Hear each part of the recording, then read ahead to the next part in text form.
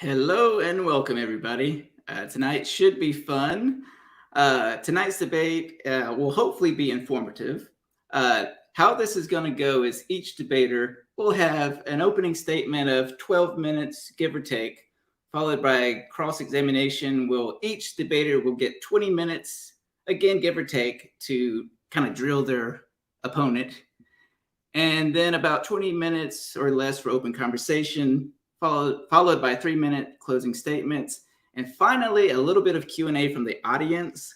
So if you have a question for either debater, just tag me or Titan Uranus if he's around. With that said, you gentlemen can introduce yourselves. We'll start with Stanley.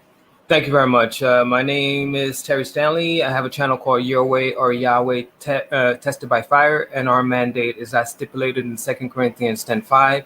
We destroy, synonymous with dismantling, rip apart, karate chop every argument that comes against the knowledge of God, and bringing every thought captive to the obedience of Christ. I'm going to be stipulating my position on the 7-day cycle, which is an argument I use, which is exclusive to me. You will find it on my channel and on the Sabbath Challenge series. I'd like to give a couple of shout outs. Number one, Germania, thank you very much for hosting me. And I seen you in the chat. No problem. I seen you in the chat saying that you would reconvert if I'm able to establish my case. Hopefully you keep your word as it relates to that. And Oz, his name. I seen you claim that I'm going to be served on a civil platter. The only one doing the serving here is Mr. Delicier, and I will be providing the Delicier tonight. And punching downwards, you can't punch downwards somebody who's above, so you're going to have to punch upwards, and you can't reach that high. Number three, I would like to give a shout out to Pat Lowinger. Out of all the people who, I respect the fact that he's willing to debate me on this issue, even after the fact that he knows my position, because most people are afraid to address me once I establish my case. So he was able to scrutinize and investigate on what my position stipulates, and he's here to debate this issue. Although he claimed that I might have some mental problems, I don't take it personally. I thank him nonetheless for being here. And I'm hoping he's confident in his position, because I am, and I'm still forever will be confident in my position. And if there's any possibility of him demonstrating his case against me, I will take this Bible and I will throw it out the window tonight if he can prove his case. So I have never seen anybody been able to prove me wrong. So if he's able to do the impossible, then more power to him. So thank you very much again. And just finalize, I might be crazy, but what's worse than being crazy is losing the debate to somebody who is crazy. So hopefully he came prepared. So thank you very much. Thank you for that. And Mr. Pat Lowinger. Oh, you're muted. Gotta unmute myself because you muted me. Well, thanks for hosting. Now this is a new thing. Every time I've seen Terry's name, it's been reversed. It was Stanley Terry on other debates, so I assumed your first name was your last name was your first name, so I apologize, and we'll go with Terry. This will be an interesting discussion. My goal tonight is to just talk about what we had previously talked about. My introduction is, for those that don't know, I am now an educator. I teach ancient history and archaeology. I hold master's degrees in ancient history and in archaeology. And currently doing postgraduate research, hopefully what will be in the pursuit of a terminal degree. With that, I hope it's a lively debate tonight, and make sure you tag Gur any questions we're going to have during the open discussion part. It should be interesting. Yes, and I do want to say, yes, tag me or Titan Uranus, because I will be keeping an eye out on the clock. With that said, we can go ahead and go ahead. One other thing, I don't know if people know this that aren't familiar with StreamYard. Terry and I can't type into the comment section to answer any questions. So A, it would be distracting, and B, I don't have the ability to do it when I'm on this particular laptop. Yeah. I have a habit of going on YouTube and chatting with the fans. That's my thing, because I like to engage with the fans. So expect me to be in the chat once Pat starts presenting his case, etc. So we're gonna have some fun tonight. Yeah. We're gonna have some fun. With that said, if you're ready, Mr. Stanley, you I will share my screen. Okay. Give me a second. No problem.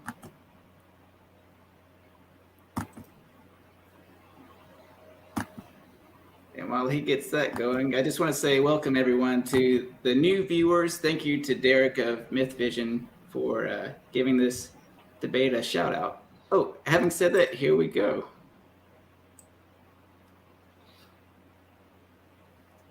So give me a second until it starts, and then you can start counting. Just let me know, and yeah. Yeah, I shouldn't take too long. My computer's kind of slow. I understand completely.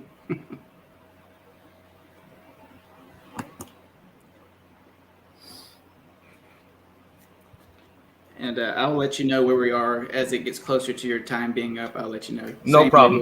With Pat. All right, no problem. So let me see here. Give me a second. Yeah. All right. So you can start now.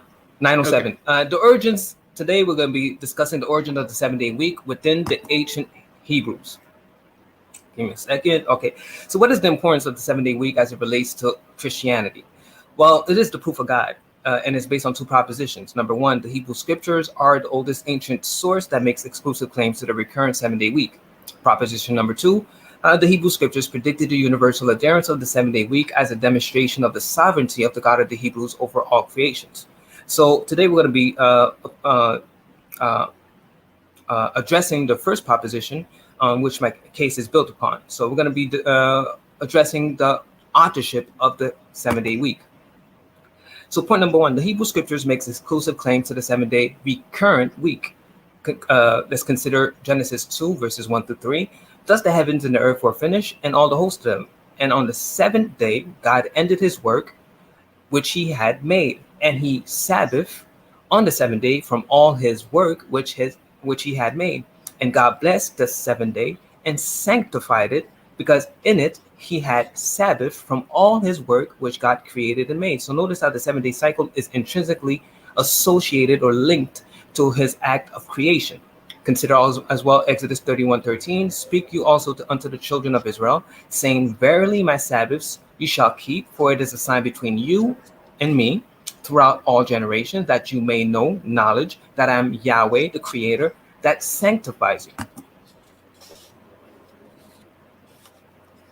So challenge number one, Pat Lowinger is going to have to provide any ancient text that makes claims to a recurrent 7-day week, since we notice this recurrent theme established in the Hebrew scriptures.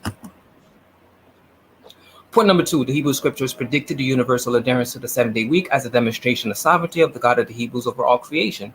Let's consider Ezekiel 20:20, and it says, and I hallow my Sabbaths, and they shall be a sign from the Hebrew word oath, which can also mean evidence, between me and you, that you may know knowledge that I am Yahweh, the creator, your God. Compare that to Isaiah 66, verse 19 and 23. And I will set my sign, evidence, among them, and I will send them that escape unto the nations, and it gives you a couple of examples, that have not heard my fame, neither have seen my glory, and they shall declare my glory among the Gentiles, which is what I'm doing right now. And it shall come to pass, from one new moon to another, and from one Sabbath from another, shall all flesh come to worship before me, says Yahweh. Notice the distinction between the monthly cycles and the weekly cycle, the new moon to a new moon, and from Sabbath to Sabbath, which will be important as we move along. Challenge number two, provide any prediction of the 7-day recurrent week in any ancient source apart from the Hebrew scriptures. Point number three, the Babylonians did not keep a recurrent 7-day week. The Babylonians kept the lunar cycle. And as it states here, counting from the new moon, the Babylonians celebrated 7th, 14th, 21st, and 28th day as holy days, also called evil days. And that's good enough. And on each of them, offerings were made to different gods and goddesses. And I'm appealing to the source of Pinch's Encyclopedia of Religious and Ethics, 1919. And the lunar cycle, it says, the lunation of 29 or 30 days basically contain 3 7-day weeks, and the final week of 9 or 10 days inclusive, breaking the continuous 7-day cycle, as per, and my source again is Pinch's Encyclopedia of Religion and Ethics. So point number three, My response to the weak argument suggesting that the 7-day recurrent cycle originated with the Babylonians, we're going to consider what Pat presented in his position paper.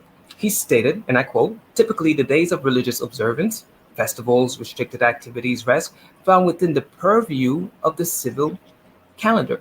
But the two systems were conceptually separated, which is quite interesting. First is the purview of the civil calendar, and then it says the two systems were conceptually separated. Hopefully he can explain what that means.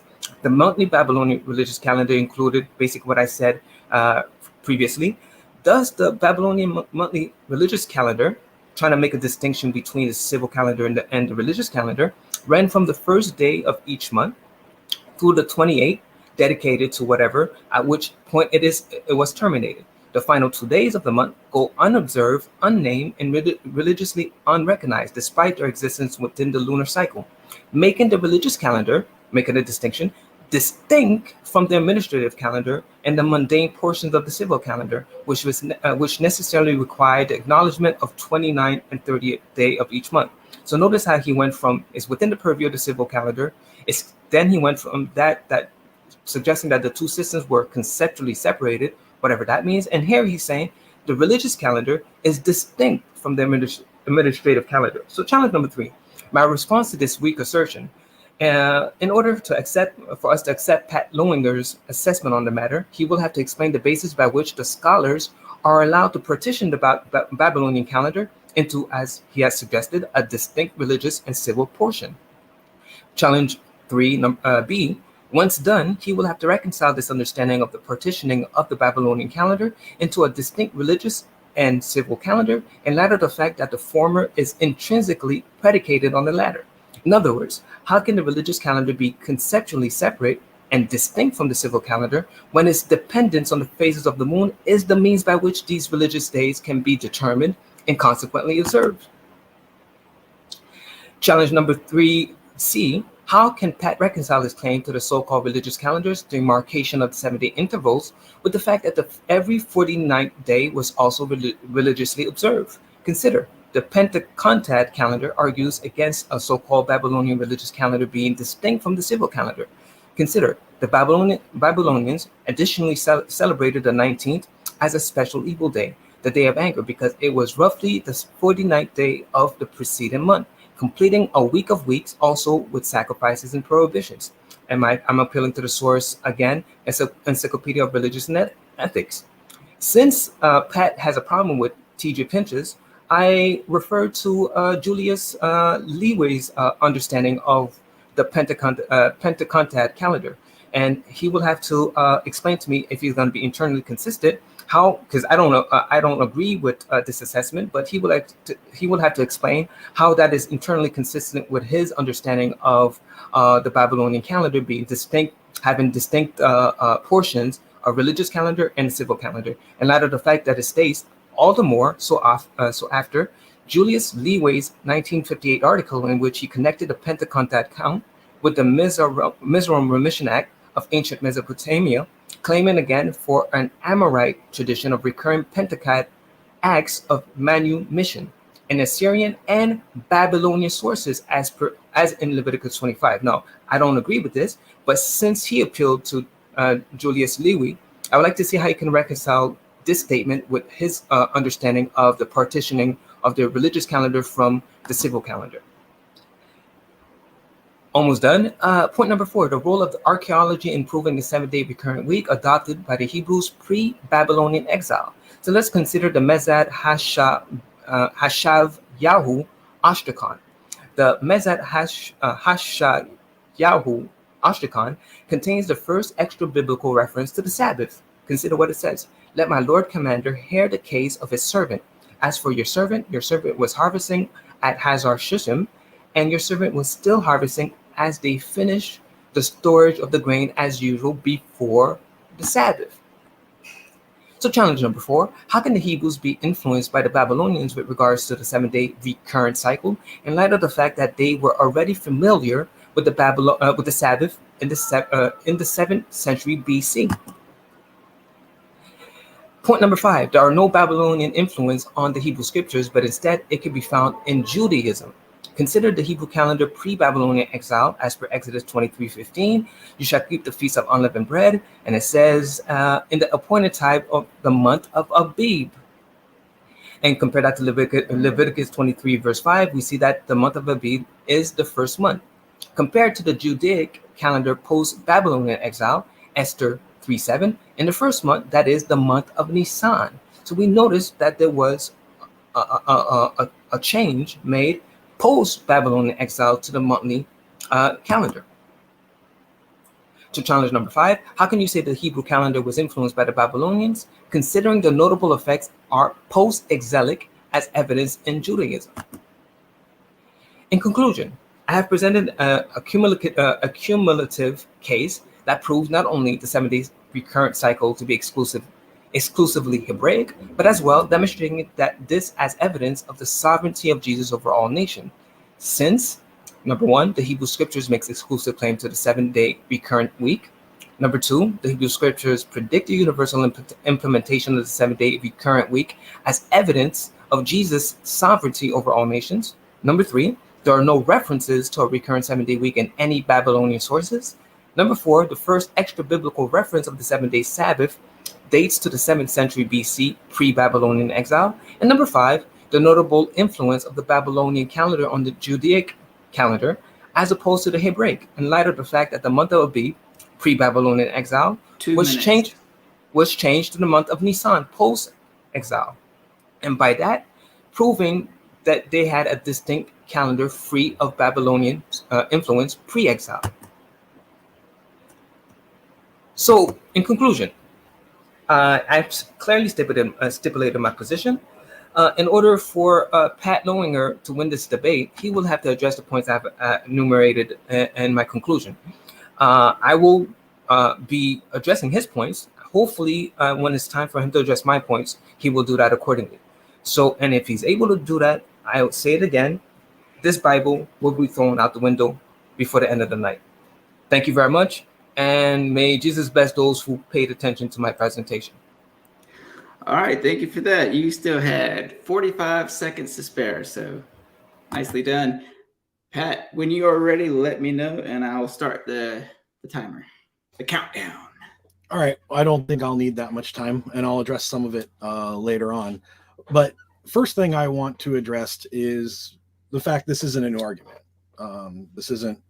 Terry's not the originator of this argument. This argument was formulated in the 1950s, 1960s by a very well-known gentleman, Dr. Henry Morris, one of the founders of the Institute for Creation Studies.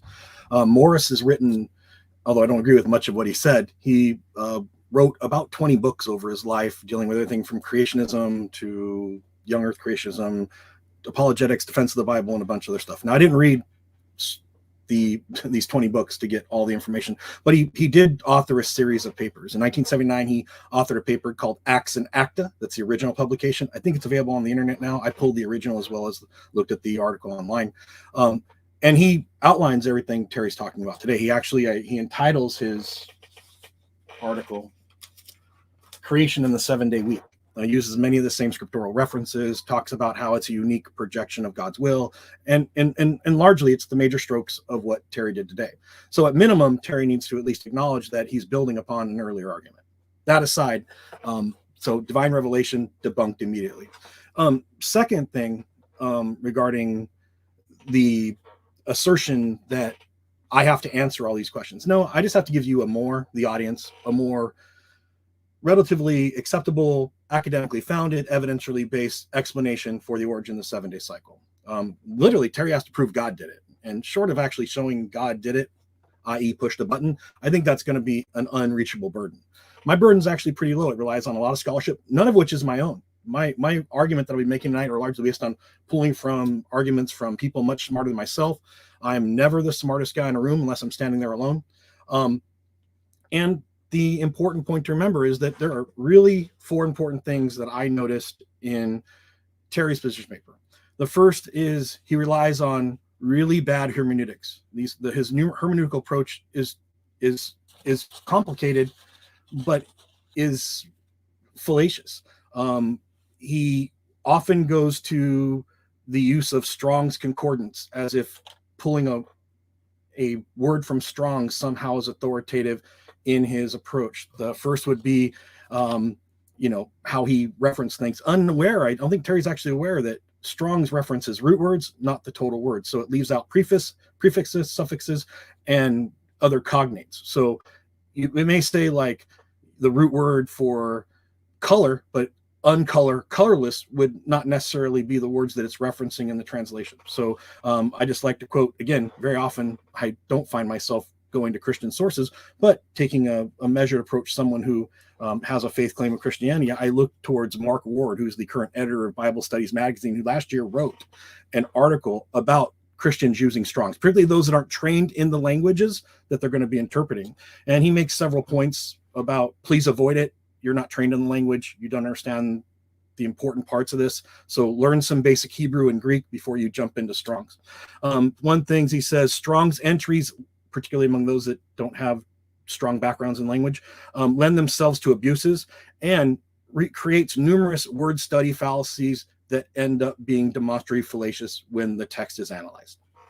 And again, I'm not here to beat Terry up, but this is an academic debate, and I want to show there's problems fundamentally with Terry's argument. The next thing is Terry in his opening statement made a reference to the Sabbath being mentioned in the Genesis account. That's actually fallacious. The word never appears. The word that actually appears is tishbot, which means to rest. Doesn't mean Sabbath. Sabbath later takes a connotation, but Genesis 2:2 specifically does not use the word Sabbath. So Terry has actually, whether or not it's intentional or not, he's misquoted the text in a significant way that fundamentally, from this point forward, Terry's lost the argument, because one of his chief premises is this. Tishbot specifically refers to a break from labor, it specifically talks about not a break from labor. Tishvot is a different word. I may be pronouncing it wrong. All you Hebrew scholars, leave me alone. But it does not use the word Sabbath. They are not synonymous. They're not equal. And that's one of the things I noticed in his position paper as well. And the earliest indications we have of the text show that it's not likely that early Jews, pre-exilic Jews, even did a 7-day Sabbath. And I'll demonstrate that if the argumentation goes that. I've left this open to kind of be responsive and open to Terry's inquiry, me as well.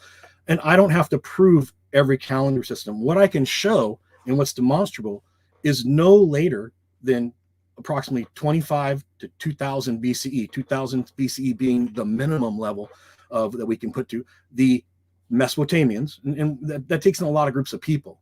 But the Mesopotamians had adopted various calendar systems that were pretty close, that showed that their religious days were 7, 14, 21, and 28. What Terry didn't, he selectively edited my analysis on the calendar, which is, I'm actually kind of a little bit perturbed. I said ancient calendars were multivalent.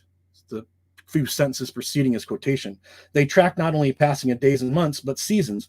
There were a variety of celestial phenomena which led to the development of astrology. Calendars in the ancient Near East typically were assigned one of three functions. First civil, 2 administrative, and 3 was schematic. And what I did was further break down that the administrative calendar typically had a religious subfunction.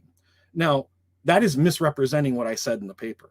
Calendars did more than one thing. They could cover administrative activities and religious activities simultaneously, and they didn't necessarily have to sync up day for day, but they had to contain those observations within systems that were self-contained themselves.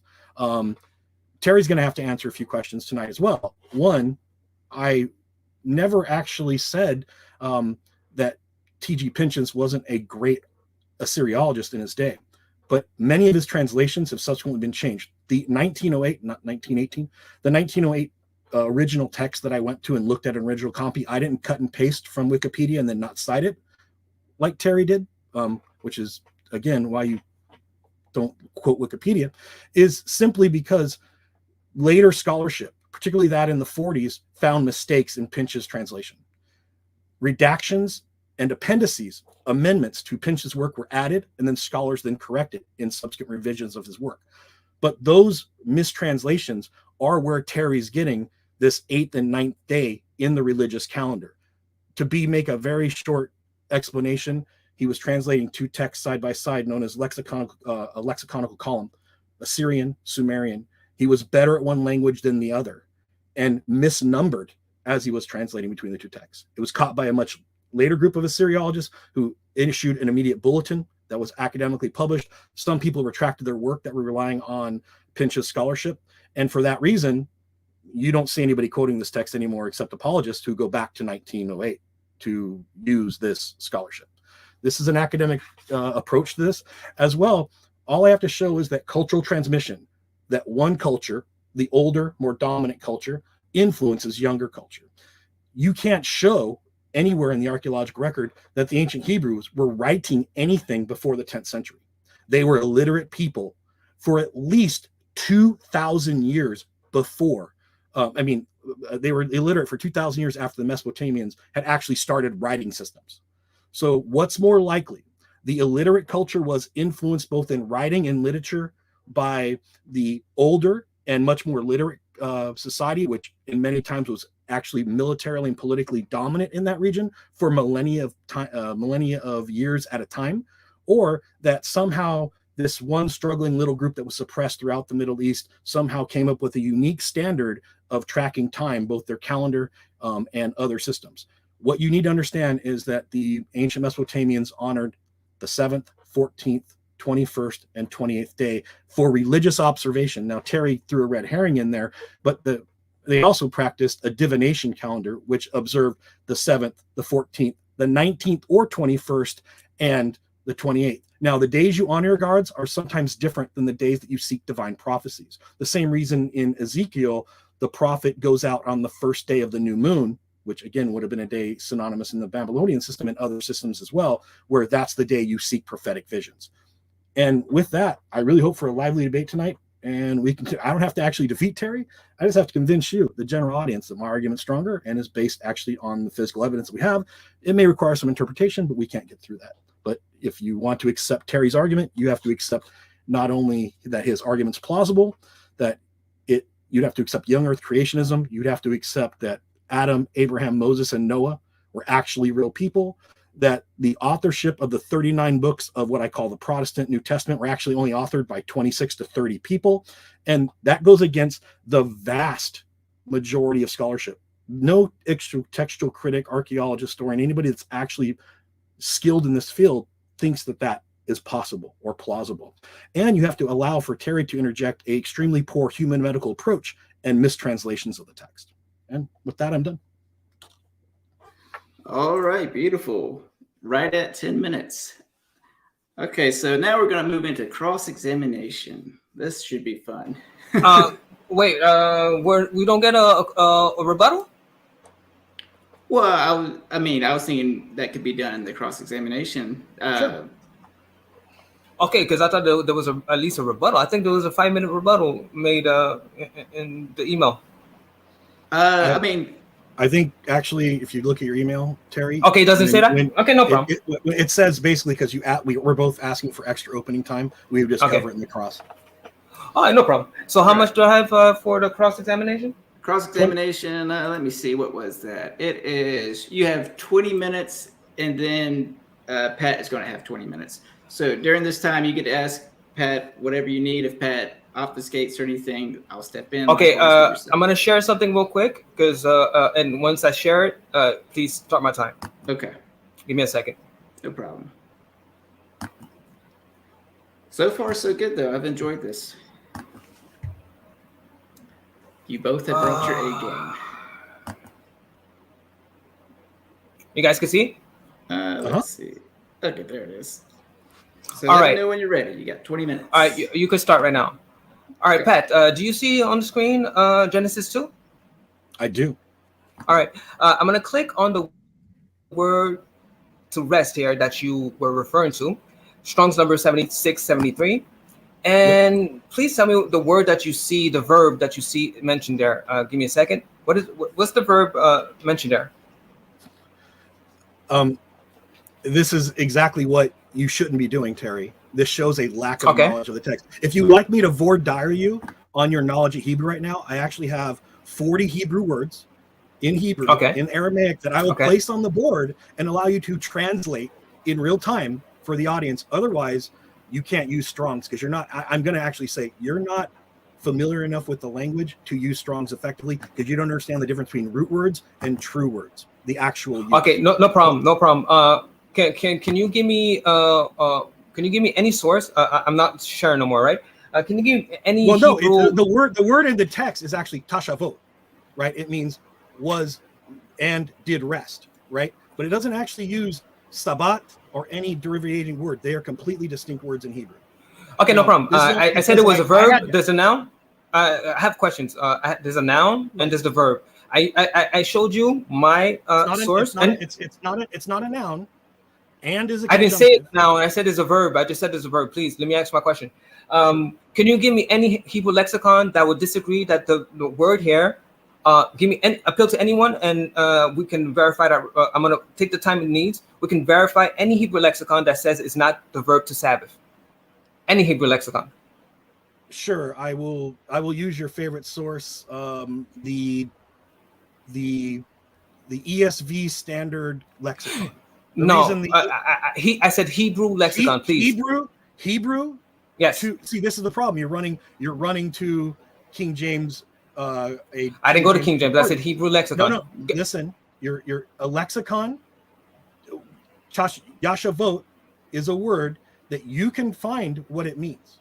No problem. I went to a Hebrew scholar and asked him, "What's this phrase mean?" Okay, no problem. I went to 3, and they said it means to rest. And then they no problem. I didn't say that it means to rest. I never said that the definition to rest is there to desist. I never said it was not one of the definitions. I said it's the verb to. But you said to Sabbath. Doesn't mean my friend, Sabbath. It means to rest. My friend, that I just went to the lexicon there. It says to Sabbath, which can mean to desist, to rest, or to cease. I made that clear even in my position paper. But you show me any lexicon that you added the word Sabbath to the text where it wasn't there originally. I just showed it on the screen. Thank you. Next question. Sure, but it's not there. Yeah, no problem. Once you show me a lexicon or any Hebrew interlinear that agrees with you, then we could I don't have to, Terry, because okay, no problem. So next question. No problem. I made my case. You made yours. Sabbath. I made my case. I said it's a verb. I said it's a verb, not the noun. So next question. To be fair, Pat, you can address that in your 20 minutes. Go ahead. Thank you. Thank you for your being impartial. Thank you. I like you a lot. Thank you for the thank you. No problem. So you said I stole my argument from Dr. Henry Morris. Now, yes. I don't really know this man, but if he has the same argument to him, glory to Jesus Christ. But can you give me one citation from Dr. Morris? Because I would like to know if this is true, because I'm going to do my research. Give me one citation that he argues the same way I argued. Number one, the exclusive.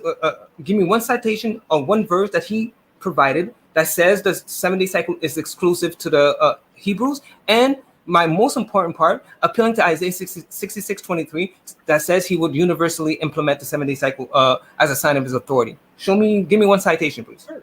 So this is his article. It's a print from the internet. No problem. I don't have to pay for the original. Thank you. Actually, maybe to save a little time, I think Rage read this in its entirety to his Can you audience. give me the citation? Just a citation. Sure. I don't have that much time. Well, you don't, because you're not aware of this scholarship, right? Just give me the citation. 8 pages. So it's Henry Morris, PhD, yes. September 4th, 1979. Yes. The journal is Acts and Facts. Creation. The citation. I'm giving you the citation. It's the journal Acts and Facts, September 1st, 1979. The journal was called Acts and Facts. I didn't ask you for the source. I'm asking you to give me a part you of want, this. You want me to read his quote? Okay. An often overlooked testimony of the fact of creation is the strange phenomenon of the 7-day week.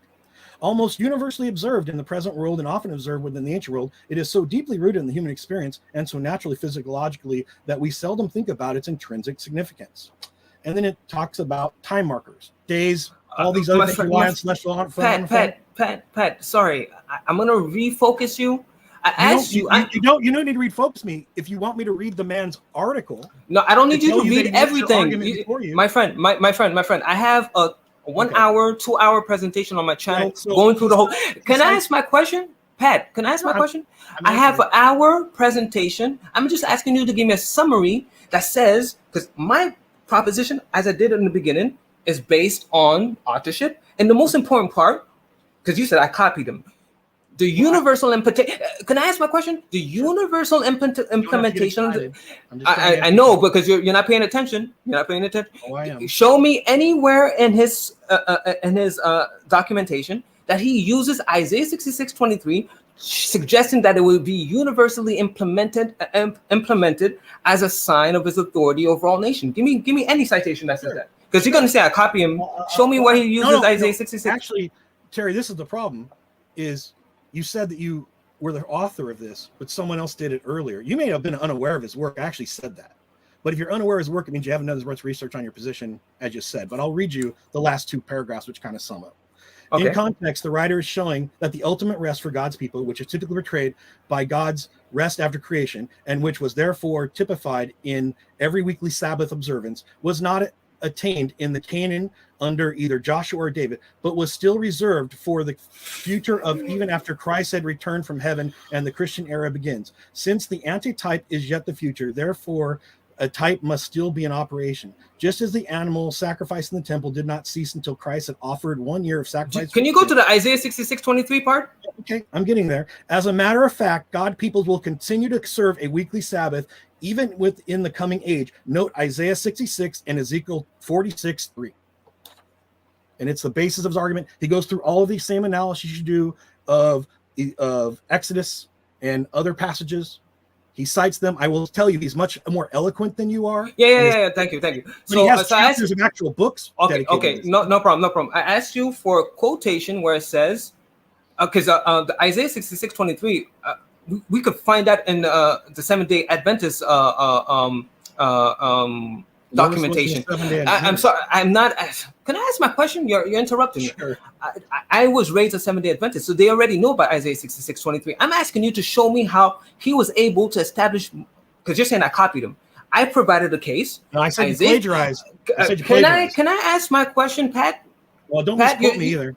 Yeah. You said I plagiarized, right? So I'm challenging that. I'm challenging that on the very fact that I presented two propositions. And the second one is the most important one, that he universally, he predicted the universal implementation of the Sabbath, 7-day cycle, as a sign of his authority. I went through the word oath in Isaiah 66:19, Exodus 31:13, Ezekiel 20:20, Ezekiel 20:12. I made that clear. Can you show me where that is? So Terry, you want me to show you that he used the exact same language as you in order to prove that he didn't? Okay, so you don't. This argument? Okay, no, thank you. I can, but you need to read the entire argument. No. Thank you. Next question. Next one. No. I'm going to answer your question.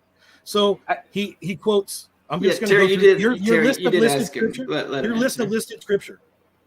Genesis 2:1-3, Isaiah 40:28, Exodus 31:13, Genesis 4:3.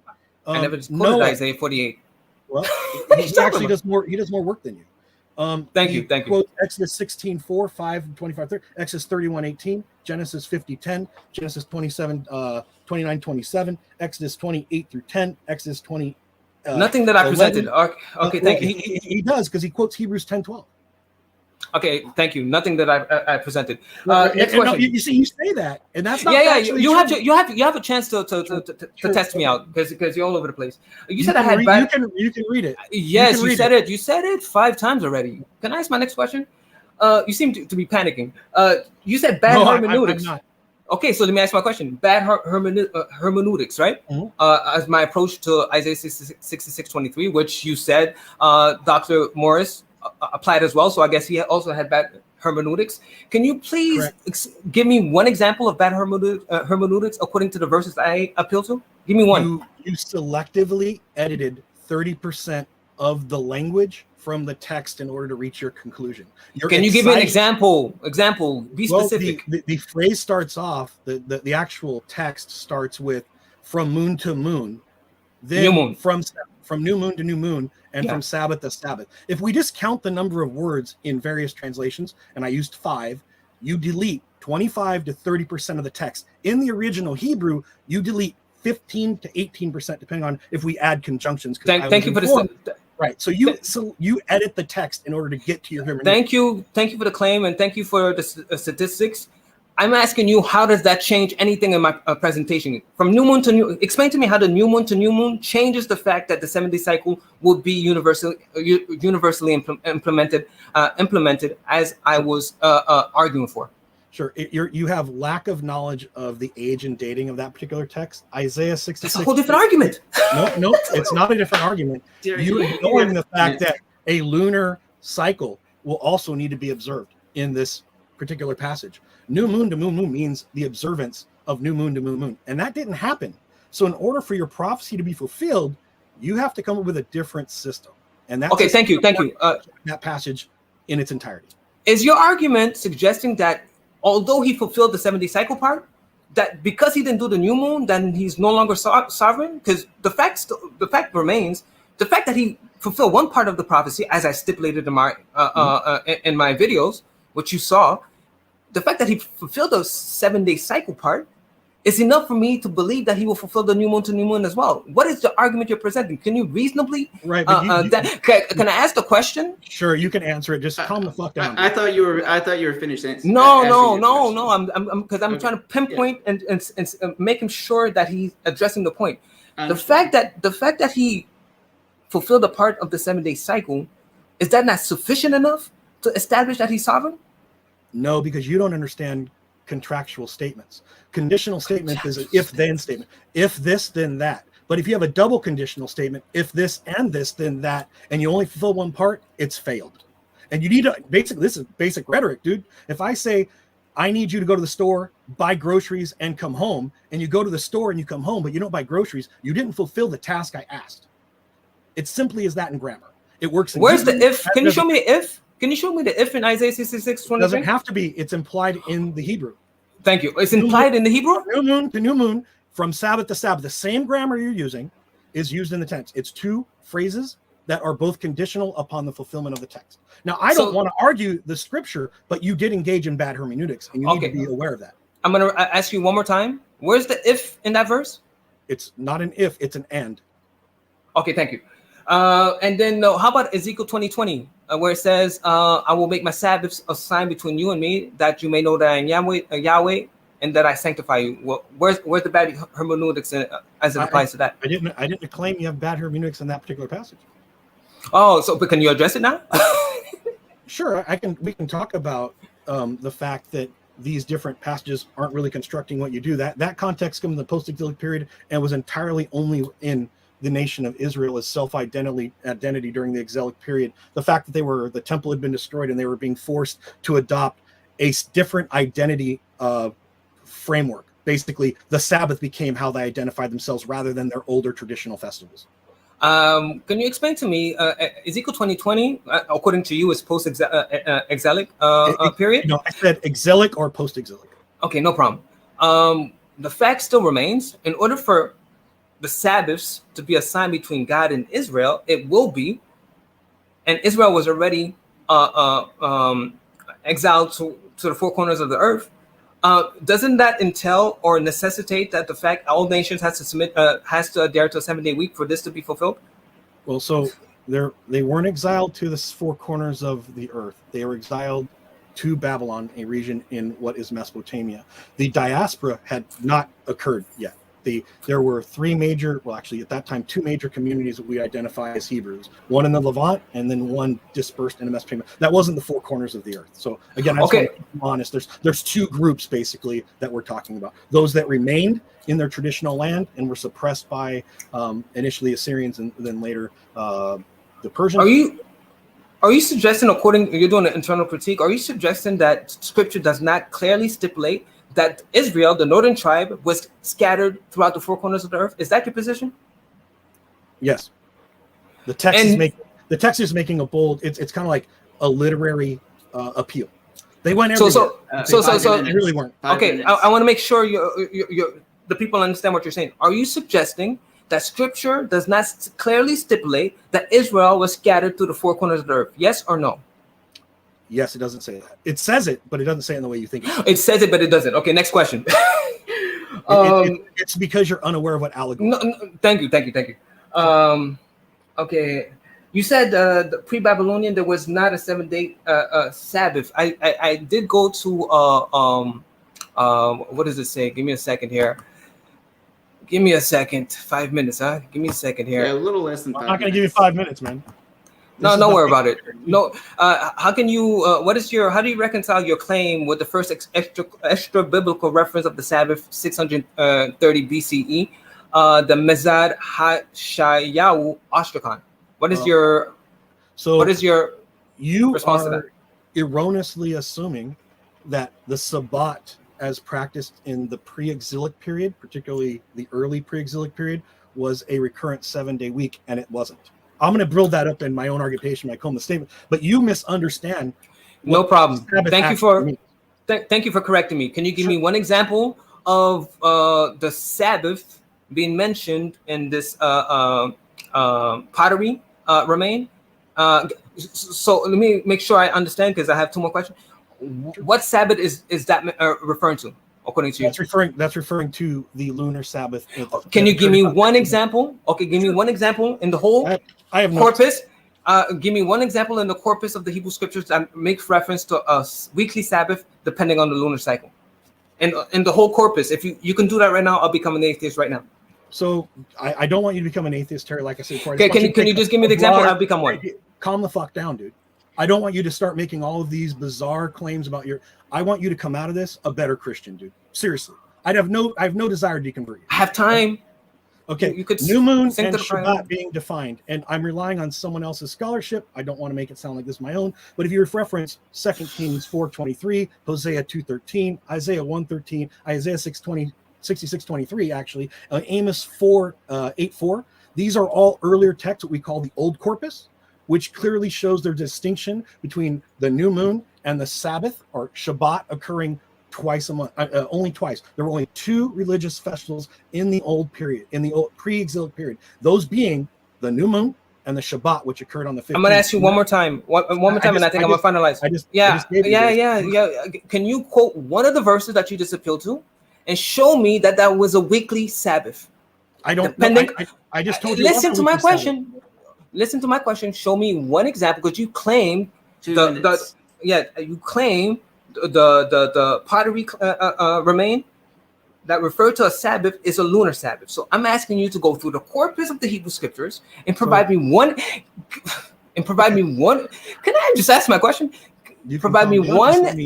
No, but you seem agitated. Let me just ask a question. Don't worry about it, man. You're the historian. Don't worry about it.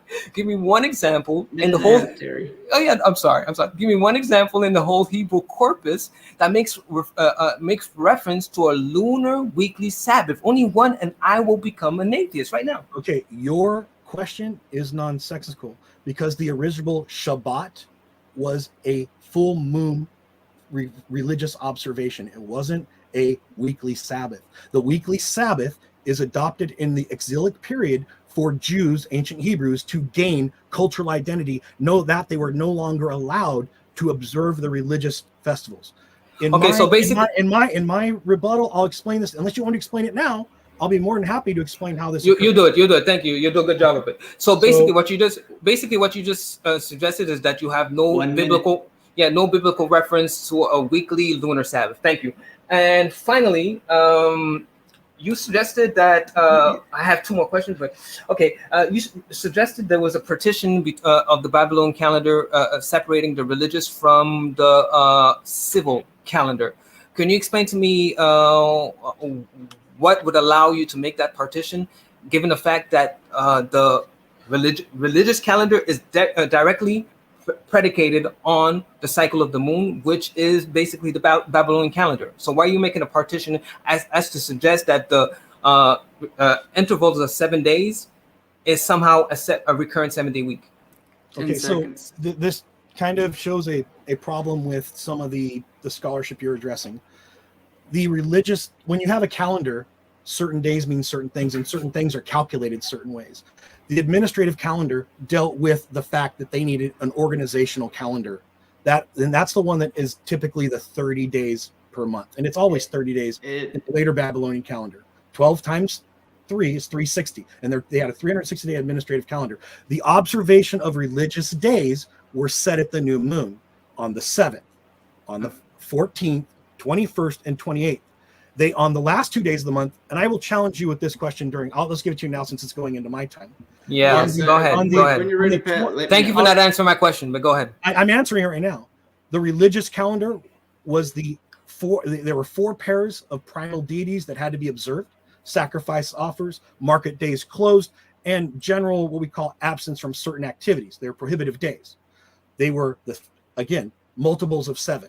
The 29th and 30th day only bore administrative functions. I challenge you to identify the names of the 29th and 30th day in the Mesopotamian calendar, because Pynchon got it wrong. So if you cite pitches, I'm going to reject it. First of all, that's not even the argument T.J. Pitches makes. That's, first of all, he's not even making that argument. It specifically does. Pitches said can I answer? Days were half days. Do you have a question? It is Pat's time now. So Pat. No, he was asking me a question. I was responding to his question. Please respond. Okay, so I want to make it clear. I clearly presented that the last 2 days, or 1 or 2 days in the last week, was not a religious observance.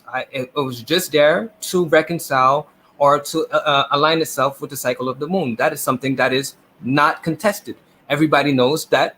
I don't know of any scholar that disagrees that they added an extra 1 or 2 days to the last week. So that's not what we're arguing. What we're arguing is that the Babylonian calendars, no partitioning between religious or civil, the Babylonian calendar was not a recurrent 7-day week. That is my position. And if it's not, then your whole claim that the 7-day cycle was influenced by the Babylonians is out the window. Take a breath, seriously, and understand this. The week for religious observations were days starting at 1 going to 7 that were named. They had names corresponding to the gods and planetary bodies, because they worshiped them both as entities. On the following next day after the Sabbath, or the 7th day, they started that cycle of naming again. They did that again after the 14th day, and so on to the 28th. At the 28th day, the 29th and 30th day weren't named, but they remained.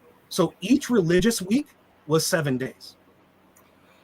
Do you understand that those were 4 7-day religious weeks and a 30-day administrative cycle? Do you understand that? I do understand that, and I would like to add a little caveat. I never disagree with that. I made that clear in my presentation as well. Never disagree with that, and T.J. Pinterest doesn't even disagree with that as well. The point is what is intrinsically connected, linked to the lunar cycle. How do we calculate when the first 7 days start? We calculate that from the lunar cycle. In order for it to be aligned with the lunar cycle, they had to add extra 1 or 2 days in the last week. So my point is that is not a recurrent 7-day week. It is a religious week, but it's not. That's not a calendar by itself, because it is intrinsic. A religious week of how many days? This is my time. 7 days. Yet that is did they ever have a religious week that was more than 7 days? Let me finalize. No, it's my time. Yeah. Did they ever have? Sorry, Stanley. He did ask you a question. Did they ever have a religious week longer than 7 days? As I stipulated, there was a 19-week that was added after the first month. So that is also a religious day, which destroys your 7-day week. I already addressed that. The 19th day was a day for doing certain astrological omen reading, divination. It's a religious day. Okay, you don't understand what you're talking about. The days of using divination for prophetic activities were different than days of sacrifice and closed market days, which was exactly periods of rest. I quoted your source. I know, and you didn't read his Julius Louis. You didn't read clearly stipulates that it was connected to religious observances. What in the world are you suggesting here? So, I quoted your source. Do you understand that getting prophetic visions for yourself? It doesn't say prophetic. It doesn't say that. Well, that's what it is. You need to read the fucking whole paper. This is the problem with being unprepared. The whole paper? The citation. I gave the citation. You gave a citation, but the guy wrote 30 pages, right? And he's talking about that in the astrological system, which was part of their personal cultic activity, what they did as people individually, and what the kings did, and what the religious system. Now, the temple cult was different. When the gods had to be honored, was different than when, hey, Joe needs to find a good day to whether or not it's good for him to go to the next city over, and whether the gods will be pleased if he does it. Those are revelatory and divination days. That's how the ancient Mesopotamians practiced their religion. But the days of religious opposition where the gods were to be honored were fixed on the 7th, 14th, 21st, and 28th. Period. They had a weekly calendar for venerating the gods. That's it.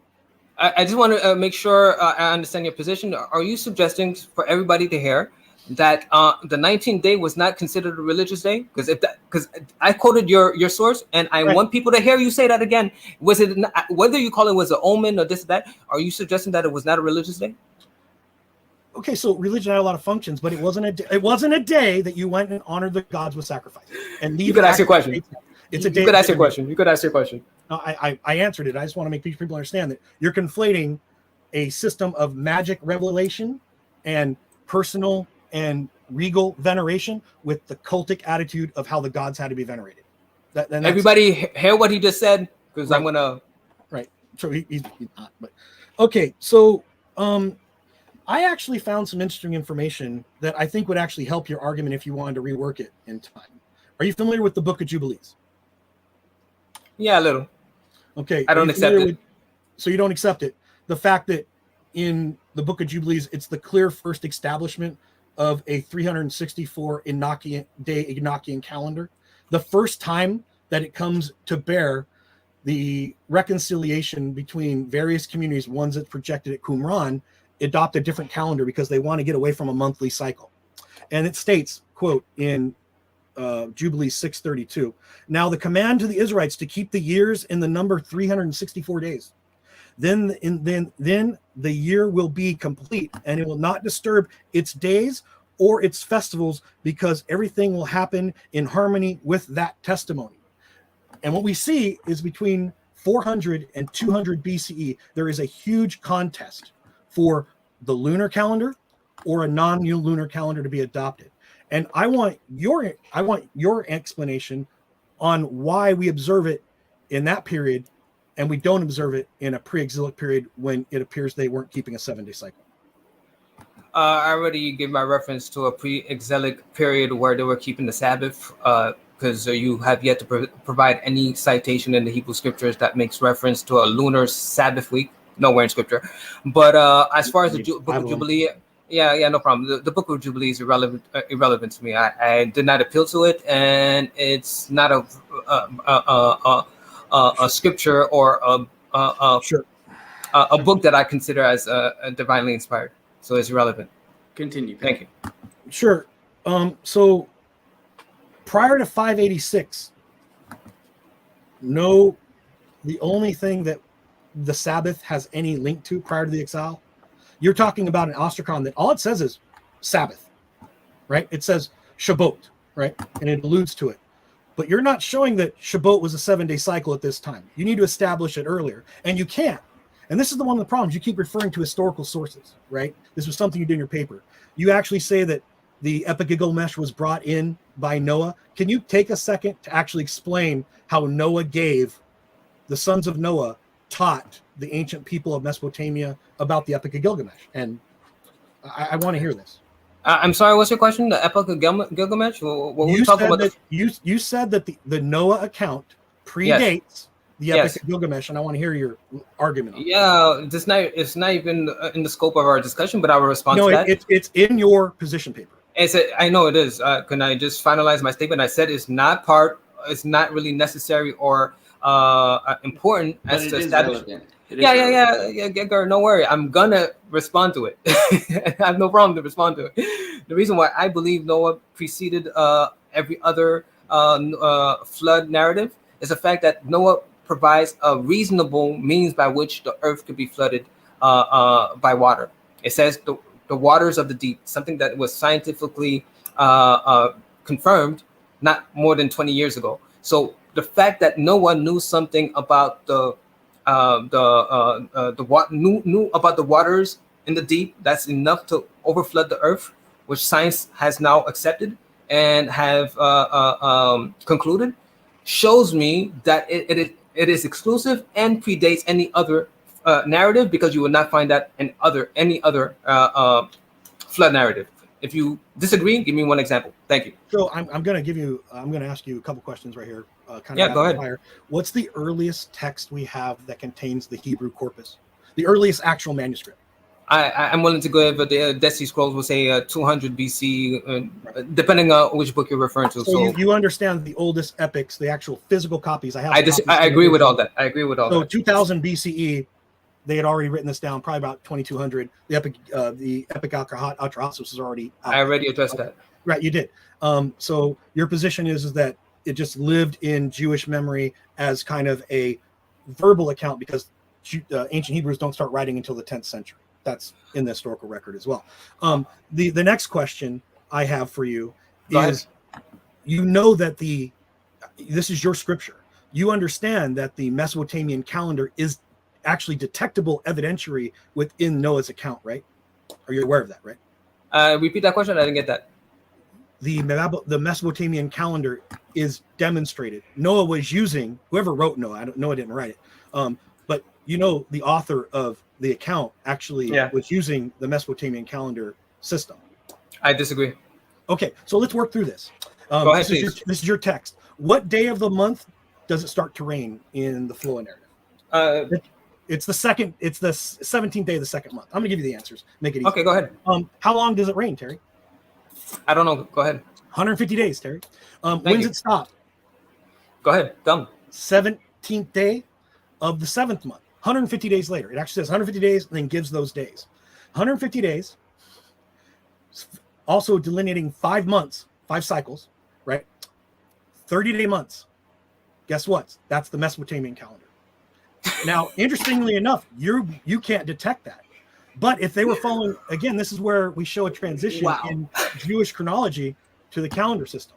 And the fact that you just got blindsided by this and you don't realize that if they were following a 7-day cycle, right? Noah, the months would have been delineated differently. Noah would have come out on a different day than a different. They specifically took the 17th day of both months because it was 2 days after the lunar Sabbath. The Sabbath occurred on the 15th in the pre-exilic period. That happens to be corresponding with the second day of creation when God both brings forth and recedes the waters on land. It was more important to the author of the Noah account to make sure that the days which God brings the waters forth and the days he recedes them is the same day in the weekly cycle, which you don't realize that in order to keep that cycle and the calendar he used a 30-day month, which means that ancient Hebrews were following the 30-day administrative calendar in Mesopotamia. And to think that they also didn't copy the same holy days as being 1 and 7 is problematic. Now, are there some alliterations to the fact that it was very common in the ancient Near East for every so many days people to take days off? But the Sabbath becomes uniquely religiously significant when, Terry? At what period? I go... I'm not here to argue for Judaism, so I'm not here to argue. Is it? At this, I'll just say Hebrews. But do you have a problem with the word Judaism? Judaism. Well, the fact of the matter is that the priesthood post Babylonian exile is a priesthood that God doesn't recognize, as per Ezekiel 45 verse 16, since they're not the descendants of the son of Zadok. So that's the reason why. So I will use the word Hebrew then, if that makes you better. Yeah, I disagree with your claim about the Hebrews because I believe. Look, you don't have to disagree. Do you have a question? Do you have a question? I do. Well, hey, dude, you grandstanded too, so I'm gonna sit there. Not like that. Not like that. Not like that. Okay, let Pat continue. Are you aware that later, the 7th-day Sabbath? Do you understand the importance of sequential listing of words in Hebrew? I'll go ahead, educate me. So I will. So in Hebrew, a common literary trope, and it's demonstrable throughout all the texts that we have in the Old Testament, is that the greater frequency something has, or the greater the number of a thing, it goes first in a sentence. So if I have 10 of something, it goes first, 5 of something, it goes second, 3 of something, it goes third. Are you aware that all of the ordering of when it refers to new moon or new moon to new moon in the pre-exilic texts, it always lists the moon before Shabbat? Are you aware of that? So you're saying that prior the exile into Babylon, you're saying every Hebrew text starts with the new moon before it speaks about the 7-day Sabbath? Correct. Moon precedes in both order of when it's observed and frequency. So I disagree with that. You disagree because you're unfamiliar with the critical scholarship on this. But I after don't care about that. during the exilic period and post-exilic period, the sources reverse this. And what happens is when the Can you give me a quotation? I will. It's 5 actually minutes. there's several good ones. No, biblical. Biblical. Well, right. Nehemiah 10:13. The reordering goes in the opposite form. Sabbath precede moons and festivals. And that also is in 1 Chronicles 23:31, 2 Chronicles 2:3, 8:13, and 31:3. Those are all reorderings of the text, which correspond to the post-exilic and exilic manufacturing of the text. What this shows is early on, they only kept Sabbath once a month. This is the overwhelming consensus of scholarship, people that are way beyond our understanding of the Hebrew text, that have done nothing but spend their lives doing it. Early Jews, early Hebrews kept the new moon festival and the festival of the full moon. Sabbath once a month, new moon once a month. Both were days of religious observation. During the exilic period, the what we know as the covenant laws of how many days you have to take off after the destruction of temple sacrifice in the first temple destruction. In exile, Jews then adopted a recurrent 7-day cycle to keep themselves unique among the people they were surrounding, and chose 7 days because it was what other people were doing. The fact that 7 days was unique to other cultures before the Hebrews is really. Is there a question? Is there a question? So how do you address the fact that all of these textual critics can actually formulate this and it blows your argument apart? Well, it doesn't. For real. Leviticus 23, verse 3 and 4. It starts with the 7-day Sabbath as one of his feast days, and then it lists the feast days. So it says, and 6 days you shall work be done, but the 7th day is the Sabbath rest, and a holy convocation, and you shall do no work therein. This is the Sabbath of the Lord in all your dwellings. These are my appointment days, feast days, moed, talking about the 7 feast days. So here we clearly see that the Sabbath is mentioned before the feast days.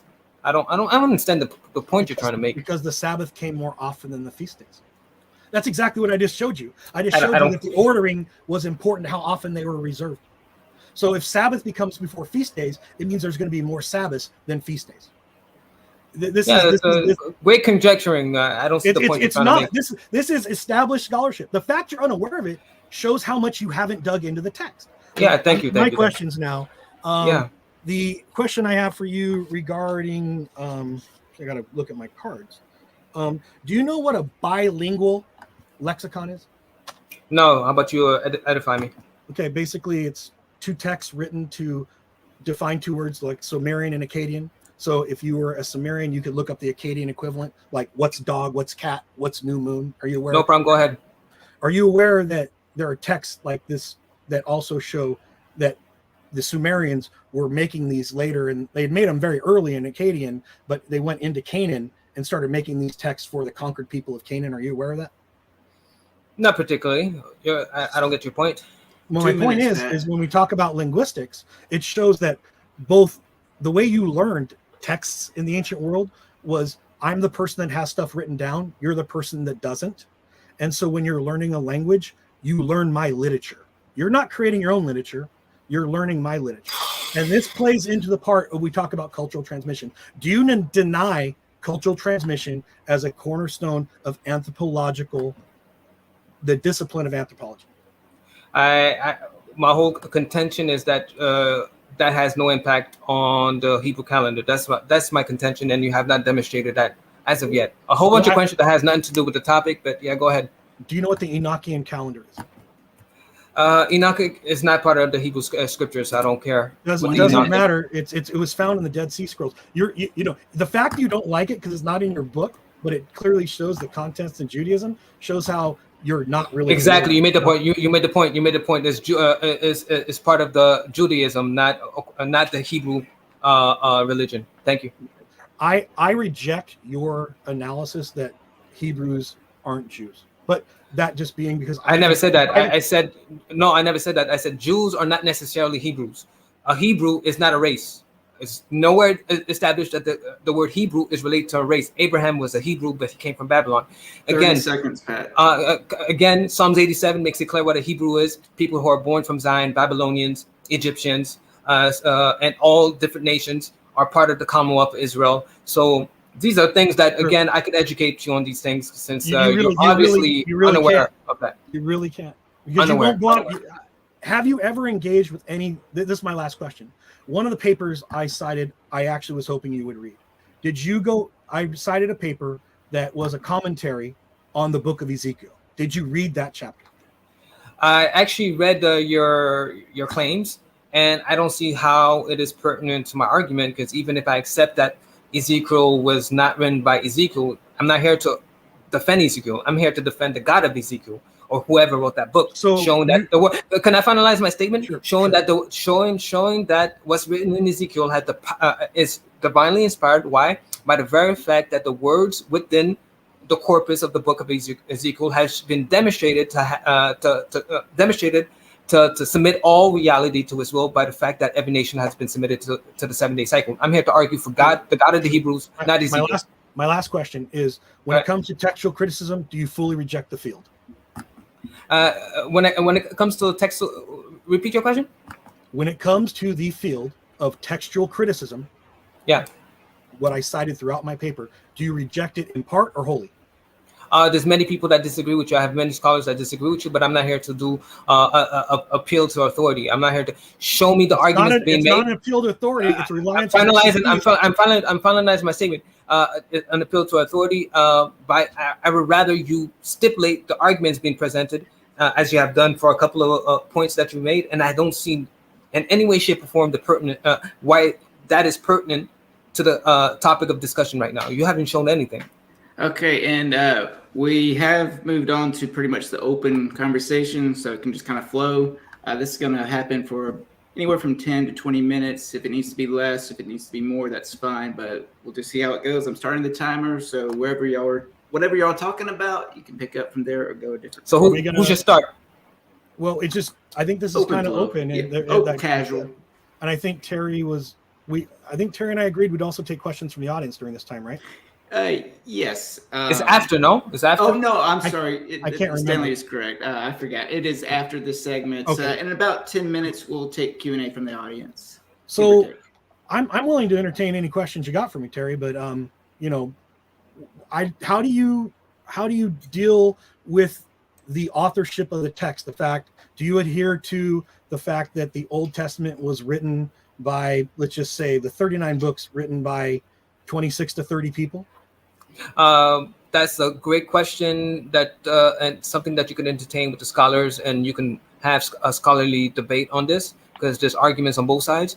It's totally irrelevant to my argument, because I'm not here to appeal to the human messengers. I only validate the human messengers, whoever it was, Moses. If it was a scribe that Moses knew, it doesn't matter. Or if it came after Moses, the first 5 books, who wrote it, it doesn't matter to me. Or if there was a different scribes who wrote the book of Moses, it's totally relevant. I'm here to demonstrate the God of those messengers by the fact that the word what's revealed therein has been shown to subjugate our reality to the 7-day cycle. So I'm going to ask you a question. I appreciate that. Yeah, I appreciate that. Okay. Yeah. Okay. I could have that debate with you, but it's totally a tangent, and you can have that debate with scholars. I'm not here to debate the authorship, the human messengers. Because you did refer to the Bible as a historical text in your position. I just wanted to see how you're putting it. I do accept it as a historical text, but I'm not here to try to argue for the authorship, human messengers. I believe Moses wrote the book, and I believe he might have had some scribes, and I believe certain people might have added to that. Joshua might have added, but that's totally irrelevant to my argument. Why? Because I'm here to establish the God of the Hebrews, and by extension, I also validate or confirm his messengers. So that's the whole point. By the fact that his word has been shown to subjugate our reality to the power of his word. So I'm gonna ask you a question, then you can ask me a question. So you said Ezekiel 20:20 is insufficient in establishing that every nation has to be subjugated to a 7-day cycle. Can you explain to me why you would say that? Because I believe it's a polemical text. I think it's just people blowing wind. That's the issue with, you think it's divinely inspired. I think it's an ethnographic and literary tradition. I think the fact that your argument hinged on, when we had this initial discussion on Isaiah 66:23, and that's insufficient. I think, well, I know you because you don't want to, because I blew you out of the water on it. But we can do that after. I didn't ask you about Ezekiel, Isaiah. I asked you about Ezekiel. You're diverting. No, I answered you. I don't think it's inspired. I think it's insufficient. I didn't ask you if you think.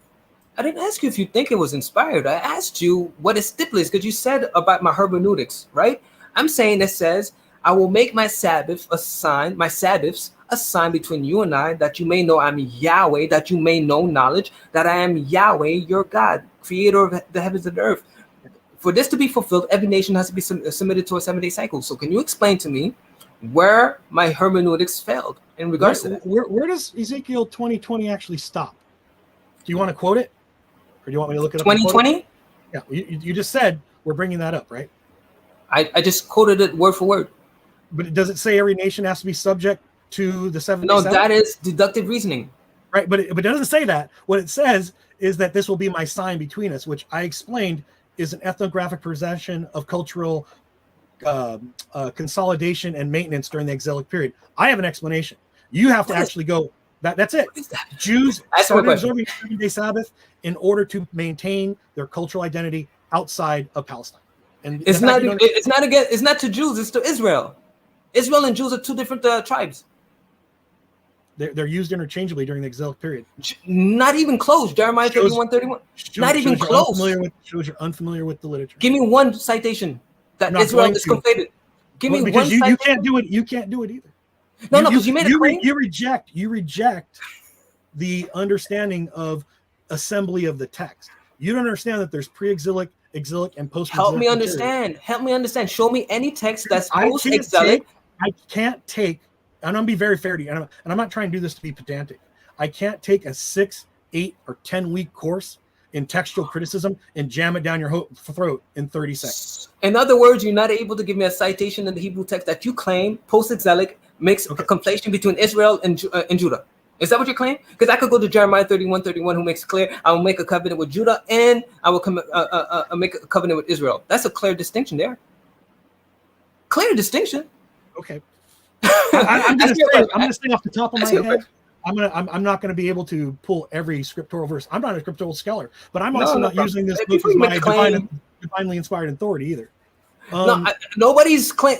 My argument is not predicated on it being divinely inspired. That's not the argument. No. You said this was in your opening statement. You said this was divinely revealed to you. I did say that. Why? Because of the argument I'm presenting, but that's not what I'm addressing right now. Did you receive this argument through revelation? I want you to actually answer this. I'm gonna respond to that, but I just wanted to bring the people's attention to the fact that was not my last question. That had nothing to do with the divinely inspired. Ask me your question first, because that was and then we'll go back to Pat's question. We could go back to Pat's question, but it had nothing to do with divine inspiration. I'm asking you. You made a claim, and you made fun of me, suggesting that my hermeneutics is wrong.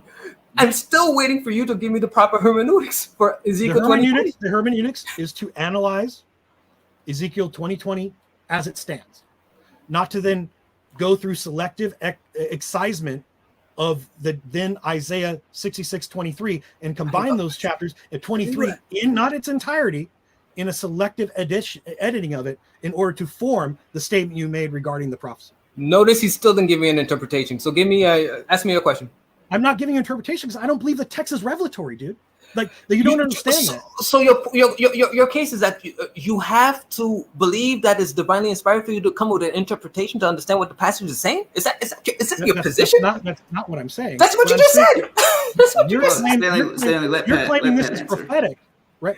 Is it your position that Ezekiel 20:20 and Isaiah 66:23 are prophetic? Of course. And I'm asking you, since you disagree with me, show me the proper interpretation, the hermeneutics, according to you. That's the point I'm trying to make. My interpretation is an ethnographic projection.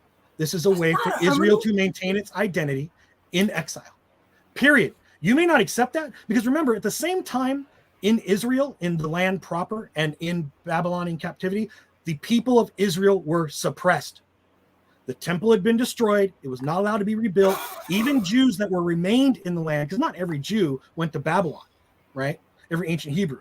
So what we have to worry about is how did those two groups deal with the ramifications of cultural suppression in a system that did not allow them to engage in cultic activities at the temple? Again, this is a historical fact that's even listed in your text. One of the problems you have is, doesn't Nehemiah specifically said God destroyed the temple and the Sabbath? Never says that, but thanks. No, I'm gonna pull up the quote. I mean, again, Yes, please. A biblical quote. Biblical Sure. quote. Remember what you said, that God destroyed the temple and the Sabbath. Show me where it says go that. ahead and ask me a question. I'll pull this up. It's a lot of stuff here. Yeah, go ahead, Stanley. While he's getting that together. All right, so I was going to pull up the quotation by Julius Lewy, where you suggested that he said, well, you recanted your statement because you suggested it's not a religious, the 19 days not a religious observance. Sure. Then you suggested it is a religious observance, but you're trying to separate that from the religious observance of the 7, 14, 28, and 21st and 28. But my question to you, can you have that, in light of the fact that this is the observances of the 7, 14, 21st, and 28 is directly dependent on the new moon, and in order for the calendar to align with the new moon, you must add an extra 1 or 2 days in the last week. Isn't that undermining your whole position that there was a religious calendar that was distinct, yet falls within the purview, according to your position paper, of the civil calendar?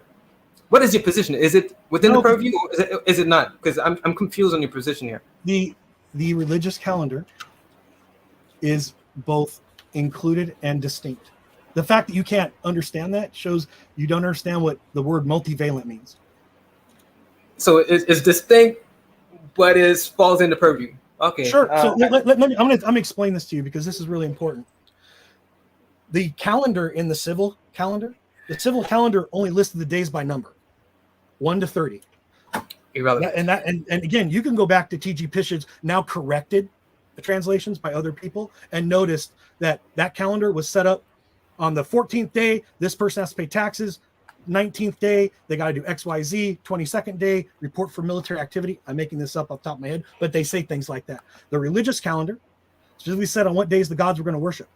And although they were in the same tablets, they're talking about different activities. The fact they're talking about different activities and the fact that at the end of the 28th day, there were no more religious observations until it reset at the new moon showed that the Babylonians were aware that the lunar cycle was 29.5 days. They arbitrarily set it to 30, which was problematic for their calendar reconciliation later. But the fact they made an administrative decision to make it 30 days shows that the observation of the gods was dependent upon a lunar system, and the other administrative activities on when you plant stuff, when you pay your taxes, and when you do other activities was dependent on which day of the month it was. And the fact that you can't actually parse that out shows you haven't engaged in the literature on the topic. Because my position has been, and forever will be, is that they're intrinsically linked.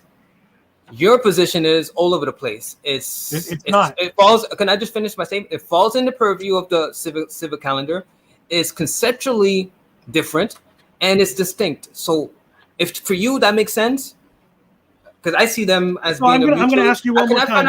Can I finalize my statement so you know my position, so the people can understand my position? To me, holding to this, to these statements are mutually exclusive. But whatever works for you, buddy. You could ask your question. Okay, yeah. Go ahead, Pat. Sorry, I'm pulling up someone else's literature. You're good. In the meantime, because you should come prepared, you suggested that post-exile, we notice, pre-exile, the Hebrew calendar was influenced by the Babylonians. In light of the fact that, what does it say? What does it say? Give me a second here. In light of the fact that, give me a second here. Exodus 23:15 calls the first month, and thank you to Floyd FP. He brought this information to me, trying to argue against my position, but unfortunately, this very claim undermines his whole position in light of the fact that we see that in Exodus 23:15 that the first month is called the month of Abib, as opposed to the book of Esther, which is post Babylonian exile, is called the month of Nisan. So we see the clear influence, Babylonian influence to the Judaic calendar as opposed to the Hebrew calendar post pre-exile. So my question to you is, can you say that? How can you say the Hebrew calendar was influenced by the Babylonians, considering the notable effects of our post-exilic? After Pat answers this, he does have a question. No problem. He want to get back to you. No problem. So how can you say that the Hebrew? Just ask you the question again. In light of the fact of what I just presented, comparing Exodus 23:15 with Esther 5:7, Esther 5, or something like that. How can you say the Hebrew calendar was influenced by the Babylonians, considering the notable effects are post-exilic as evidence in Judaism? Well, Exodus 23 actually never mentions the seventh day being the Shabbat. That's not my question. I didn't speak about I just answered you. No, you were talking about Exodus 23, and you're talking about the Sabbath. The monthly Sabbath. I'm talking about the monthly Sabbath here. There's a calendar mentioned. There's a calendar. Just to make sure you understand my question, because you didn't answer my question. Sure. I did not speak about the 7 days. Okay, so let me repeat. Exodus 23 makes names the first month, the month of Abib, as opposed to the book of Esther, which calls it the month of Nisan. So we see the transitioning, the influence, the Babylonian influence, post-exilic, as opposed to pre-exilic. Your position is that pre-exilic, the Babylonian influenced the Hebrew calendar. How can you reconcile that with the fact that we see pre-exilic, there was a Hebrew calendar, the first month called Abib, as opposed to post-exilic called Nisan, the Babylonian term? Right, because the Canaanites, the people that the ancient Hebrews were descended from or broke off from, however you want to understand their ethnographic genesis, were using the same first feast festivals that were common in Canaan. And that was important to be done around springtime. And the fact that the Feast of First Fruits was uniquely, and just everybody did it in Canaan. The Ugaritic texts talk about it. The Hebrew texts talk about it, that in the pre-exilic period, pre-monotheistic period, the days that were to be observed were different because of the cultic activity regarding the spring harvest. Spring was more important than the later recitation of what would be like the new year, right? That those issues aren't problematic when you actually get into the text. And the fact that the earliest pre-exilic material doesn't actually establish that every seventh day is a Sabbath, other than it's a day of rest, is problematic for your argument, not mine. That was not my question, and you didn't address the point. It was. But go ahead. Sure. So you definitely didn't address for you is, are you familiar with the Gezer calendar? Go ahead. How about you? We do have an early Paleo-Hebrew calendar. I'm aware of it. I know. Okay. I'm aware of it. So how's it organized? It's called if I'm not mistaken, it's a cultural, not a cultural, farming. It relates to farming. I don't understand why you. It's an agricultural calendar. Exactly. What's the point of you bringing that? And most scholars think it's an unfinished work. It was most scholars say it's unfinished work. That's what most scholars think. And you're misquoting scholarship. They just think it was what a young man was doing in order to learn how to write calendars. Okay, so what's your point? Why are you referring to this? How was it organized? Months, 2 months, 3 months, something like that. I don't remember what it says word for word. It followed seasons, right? Like 2 months of planting, 1 month of this. Okay, no problem. 1 month of that, right? And then it worked out to be how many months? I don't know. How about you tell me? So it's 12, but it's organized by groups. But so there's 12 months organized by this month, and then the next month. My question is, in your experience, in your exhaustive research, were you able to find any other calendars that mirrored this text? No. As far as this text goes, as I stipulated, a lot of scholars think it's an unfinished work, number one. Number two, it has to do with agriculture. It has nothing to do with the 7 day week. Number three, And there is contention and arguments on both, suggesting that this is not even a Hebrew text, but instead, I don't remember. It's some people. There are scholars who say this is not a Hebrew text. So I don't know what so the consensus scholarship on Phoenician. I think it is Phoenician characters. Okay, but it's there. The problem with the use of it as a Paleo Hebrew is the Phoenician characters are being used to describe Jewish word or Hebrew words. Are you aware of that? That is this contention on that very issue. There's arguments on both sides as it relates to that. It's considered early Hebrew, like Proto-Hebrew. It's not a lot of contention. And I again, I'm going to challenge you. Cite the scholarship. Beerbaum from 1954 has made this argument. I think he did it for nationalistic purposes. But okay. Cite your scholarship that shows that there's a large contention. To not waste time, are you suggesting there's no scholars that say this is not a Hebrew text? They're a minority of scholarship. They're not okay, an so that's the majority. point. That's the point. And I don't see the relevance. You're conceding that the majority of scholars. I have no problem.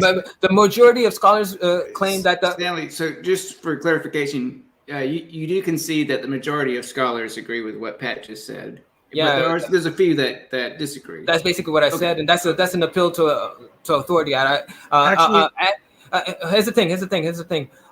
Most scholars suggest that the 7-day cycle is influenced by the Babylonians. I'm here arguing against them as well. So it's not the fact that you have most scholars on your end agreeing with it. It's what arguments are you presenting?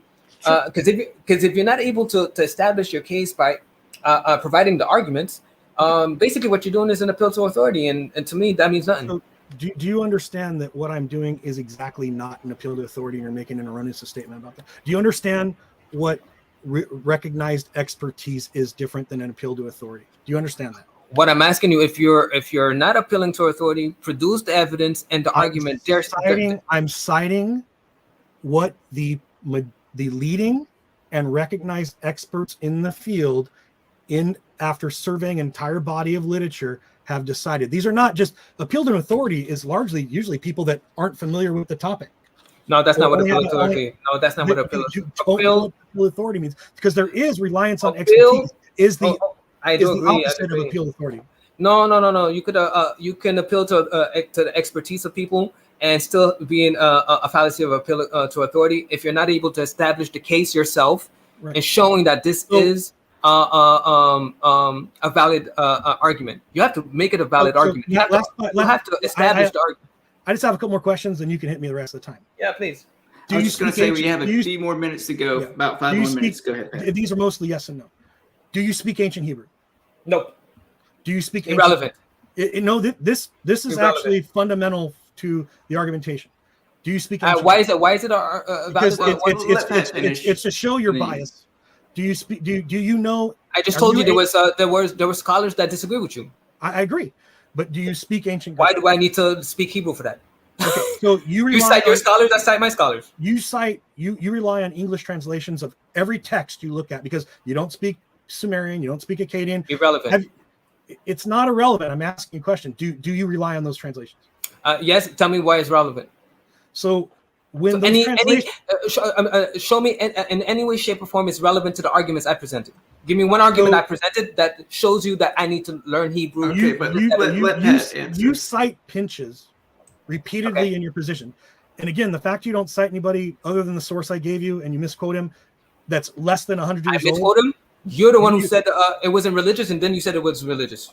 No, the fact that you don't understand between personal, domestic, and civil religious systems shows you don't understand ancient religions. You said it was not religious, and then I said I'm going to get the quotation, and then you said, it was religious, but it was a certain type of religion. You're the one who's all over the place. I'm not all over the place. You're and if I misstated, it's a nuanced position. But the fact that you don't say I misquoted. Concede the fact that you said religious. Misquoted my text. You started midway through an analytical paragraph, so that's a fair assumption. It wasn't in context. It was out of context. It wasn't in context because the first thing I said was describing all the different calendars and that calendars were multivalent, that they did more than one thing.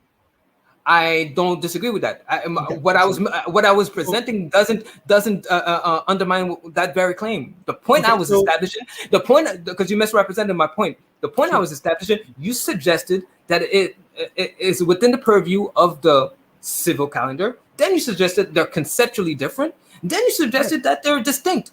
You're trying to reconcile that and trying to make that make sense. I'm saying they're mutually exclusive statements. So I'm the one who's crazy, but I know distinct is different from within the purview. 2 minutes. 2 minutes. Closing statements, and then Q&A. Go ahead. Q&A. Closing statements now. No, you got 2 minutes. I have a question for you, man. Sure. You've been asking more minutes, and then closing statements. You need to answer questions. So let me ask you. Is your position, because I want to make it sure before I finalize, is your position that the Babylonians had a recurrent 7-day week? Is that your position? You mean a recurrent 7-day week at what period? Any period. So you mean where they kept a continuous rotating 7-day week? Appealing to your scholars, appealing to even the I'm asking you to clarify the question before I answer. Okay, any time period. Can you, especially according to the sources you appeal to, the scholar Julius Lewy, are you suggesting that they're arguing for the Babylonians having a recurrent 7-day week? Is that what you're saying? Lewis is arguing for? Is that the argument they're making? So it's actually no, it's not the argument. What my argument was, and again, all I needed to really show again is did when the recurrent 7-day calendar cycle came up is a different issue, but it didn't come up when you think it came up. It came up during the Enochian period in the 4th and 3rd century BCE, which was something I learned in this research. You can't show right now that the Sabbath occurred every 7 days without doing some very problematic hermeneutics. Again, what I could do, what can I do? The thing, and you also, anytime when the Sabbath is being referred to as occurring on the new moon, and then at the full moon, you reject it. No. Here's my position. You're suggesting that pre-exile, the shard of pottery, which says the Sabbath, you're trying to suggest that there was a conspiracy where the Hebrews cleansed the whole Hebrew scriptures from the meaning of the Sabbath to mean a lunar Sabbath, where I asked you for one reference in the Hebrew scriptures, and I said I would throw it out the window, and you didn't provide me none. So this is what you're saying. For the people to listen to what your claim is, how ridiculous it is. You're saying that the Hebrew scriptures, the Hebrews pre-exile cleansed all of the Hebrew, all of the passages which refers to the Sabbath, which refers to a lunar week Sabbath, and replaced it with a 7-day Sabbath. That is the claim you're making. So when in Genesis 2, it makes a correlation between the 7-day Sabbath and the 7th day and the Sabbath. You're saying that was cleansed. That normally it's supposed to say it's a lunar week Sabbath. So this is the greatest conspiracy. I'm sorry. This is the greatest conspiracy theory I've heard in a long time. Thank you. Okay. So the Sabbath doesn't become a super law among ancient Jews and Hebrews until the post-exilic period. That's just refuted that. You didn't refute it. You gave a counterpoint. So you can't demonstrate in Genesis that the Sabbath is actually mentioned. So I refuted you there. The verb to Sabbath. There's no to verb to Sabbath. It's to cease labor. What is Sabbath? That's the definition. Right, but that's not the word they used. So if God wanted to say Sabbath, he would have said Sabbath, but instead he said cease work. It's a verb. Is the verb form of the word Sabbath. So it's a verb form, not the noun. Sure, but the interesting thing is, because you don't understand how you're using it. The important thing to remember here is I asked you my analysis of the text isn't problematic.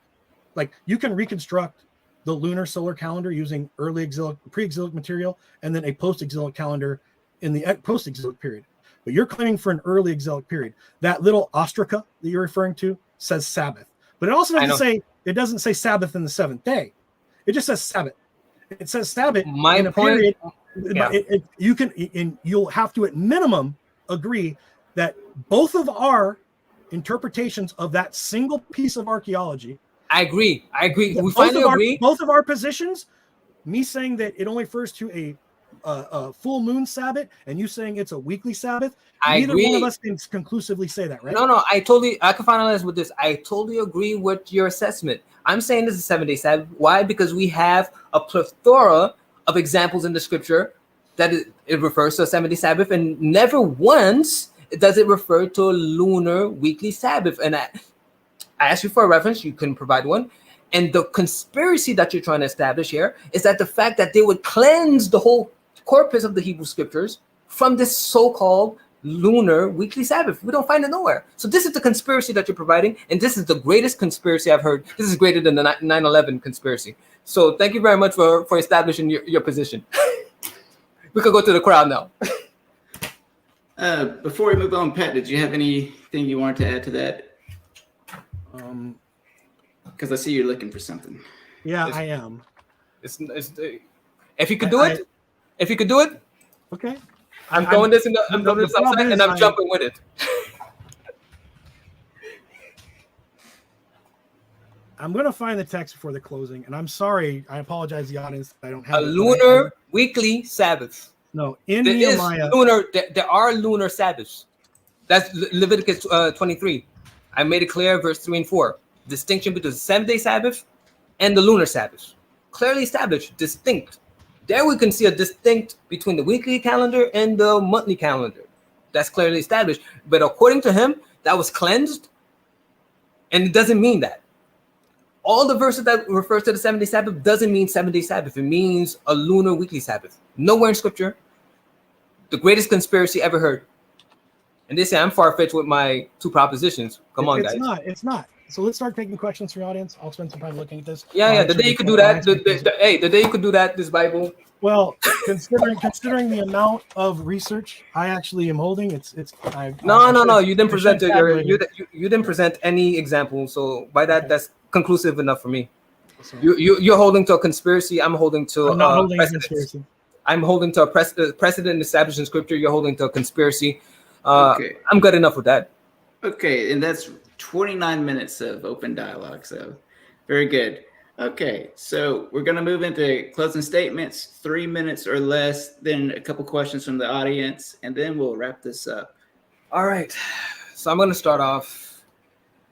This was not enough time to really go deep into, because there's so many things that were said. So the Dr. Morris claimed that I stole the whole argument, or I plagiarized.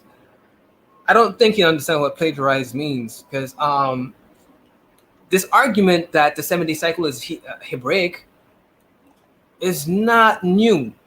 That is not my argument. I'm debating this very claim right now. This is not new. And yes, he appealed to Isaiah 66:23, as does most 7-day Adventists. I was brought up a 7-day Adventist, so I already knew the importance of the 7-day cycle as a proof of God. But is that the argument I presented? I went establishing that the 7-day cycle is exclusively claimed by the God of the Hebrews by clearly stipulating that the Hebrew word oath or evidence is used in relation to the 7-day cycle as in relation to his creative work. The heavens and the earth, Genesis 2 verses 1-3, is directly associated to the Sabbath. That was my position. Do you find that in any in the work of Dr. Morris? I asked for the citation, he didn't provide it. And then I went to Isaiah 66:23 in conjunction with Ezekiel 20:12, Ezekiel 20:20, and my videos go in depth establishing the importance of the Sabbath as a sign of his authority over all nations, the predictive part of it. Did he provide that in Dr. Morris' paper? No, he didn't. All he said, Isaiah 66:23. I elaborated on that. A lot of people already know about Isaiah 66:23, but not a lot of people provided an argument like I did. So suggesting that I plagiarized, trying to go against my integrity, shows you how desperate he is. But good luck with that. The day you can provide me, and just in case. 1 minute. If Douglas Morris did provide this argument, glory to God. But I know I never heard of this Douglas Morris. That's what I know. And that's the reason why I asked you to provide me word for word what I presented, the argument I presented, the deductive reasoning. You can't do that with Douglas Morris. You well, you might be able to, but you didn't do it during when I asked you the question. Bad hermeneutics. I have at least 45 seconds. Bad hermeneutics. He wasn't able to provide me the proper hermeneutics. He wasn't able to do it. So it's quite interesting. The word Sabbath is not in Genesis 2. It's the verb. I asked him to give me one Hebrew interlinear that disagrees with me. He wasn't able to do that as well. Pre-Babylonian, there was not a 7 days. Okay, we'll leave that alone. Trying to make a distinction between the religious calendar and the civil calendar. One is predicated on the other. Minutes. I'm done? Is that what you just said? Yeah, it's been over 3 minutes. If you want to go another 10, 15 seconds. Okay, so then explain how you can reconcile the fact that the religious calendar is directly predicated on the Babylonian calendar, the phase of the moon. And finally, to Pinter's argument about the recurrent 70. Yeah, and he conceded that the Babylonians did not have a recurrent 7-day week in any period. I won the debate that way. Thank you. Okay. Thank you for that, Terry Stanley. Sorry, I call you so many different names. Call me Mr. Delicieux. I just provided you with the goods and services. Terry's easy. Terry. Okay, so we're gonna go now with Pat. All right. So I apologize. It wasn't Nehemiah. It was Lamentations, chapter 2, verse 5 or 6. I'll be quoting from the ESV. The Lord has become like an enemy. He has swallowed up Israel. He has swallowed up all of its places, and he has laid ruins upon its strongholds. And he has multiplied the daughters of Judah's mourning and lamentation. He has laid waste to both like a garden, laid in ruins his meeting place. The Lord has made Zion forget festival and Sabbath, and in his fierce indignation has spurned king and priest. The removal and destruction during the conquest, and then resultant requirement that ancient Jews adopt a different method of identifying themselves, because the Sabbath of the new moon festival and the Sabbath of the mid-moon festival, or we call it full moon, and the observance of the new moon were no longer institutions in place. Lamentations specifically talked about it. This is one of the sources where it does.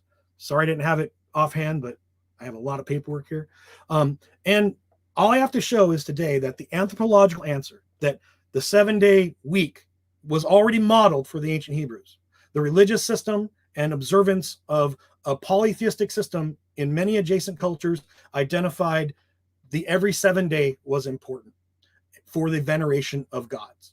Now, I would argue that the Hebrews adopted it when they were still polytheists, and that's why Asherah is so often included in some of these texts, and later vilified and removed from the text. If there's any conspiracy, it was ancient Hebrews removing their polytheism from the text. The second thing is the anthropological answer is demonstrable throughout these sources. Cultures live next to each other. They borrow some things, change them from their personal life to maintain their own cultural identity. Sometimes that doesn't work. But with the ancient Hebrews, it really did. The fact that they maintained this 7-day cycle where they worshipped in exile and then in the post-exilic period is really important, as was the adoption of a later Enochian calendar, which then changed from the lunar calendar, where there was confusion because they didn't want the Qumran community wanted to move away from and be distinct from the lunar system in Jerusalem. But they adopted a 364-day calendar because it was specifically divisible by 7, a sacred number in Judaism, which was also sacred throughout the ancient Mediterranean for the religious identity of divinization. Why do you mourn in 7 days? Why do you travel for 7 days? Why do you exit the ark for 7 days? All of these things are in other accounts, not necessarily Noah. Noah actually takes 2 7-day attempts to exit the ark. But these are important. 7 was universally adopted. My closing statement is, please read our position papers. I'll leave them up for another week. Look at this debate. There's a lot of scholarship there, and Terry's right. On this point in particular, this is not enough time to address it. And Terry used someone else's idea, and maybe he didn't know Dr. Morris wrote it, but Dr. Morris' prominence in creation apologetics is almost universally known. And that means Terry didn't actually go into any of the other literature to see if there was anybody else who had said things like him. Again, the guy wrote 20 books. I'm sure if we were to mill down into it, Terry's going to find his arguments not that unique in that frame. The other thing is I'm relying on scholarship that's broadly accepted. In my paper, I gave the most favorable analysis that I could to Terry in several points, particularly with the authorship of various books of the Old Testament. I believe that textual criticism and the evaluation of text within the period. Terry can't provide a bunch of things. Can't provide me a copy of the Old Testament that's newer than about 250 BCE. We have Babylonian calendars dictating not only the religious system, their both astrological calendar, which again, fortune telling and other things, and the fact that they venerated their gods in divine pairs every 7 days, and then after a 28-day cycle, reset it to another 7, 14, 21, and 28-day cycle. That was established uniquely throughout. Was it recurring? As Terry wants to use the word recurring? No. But was it repeating monthly within those systems? Absolutely. And okay. That's it. I did give you some extra time since I gave extra time to Stanley. So we're going to move to the Q&A. Big shout out to Titan Uranus for keeping me informed. Let's see here. First question is from Aunt Jur. Question. When are you and Gur getting married? That's not what I was looking for. Next question. Thanks, Titan. Stupid Horror Energy. Question for Stanley. Is your favorite song Friday by Rebecca Black? Oh my God. Titan, what are you doing? Stop it. Okay. Let me read these first.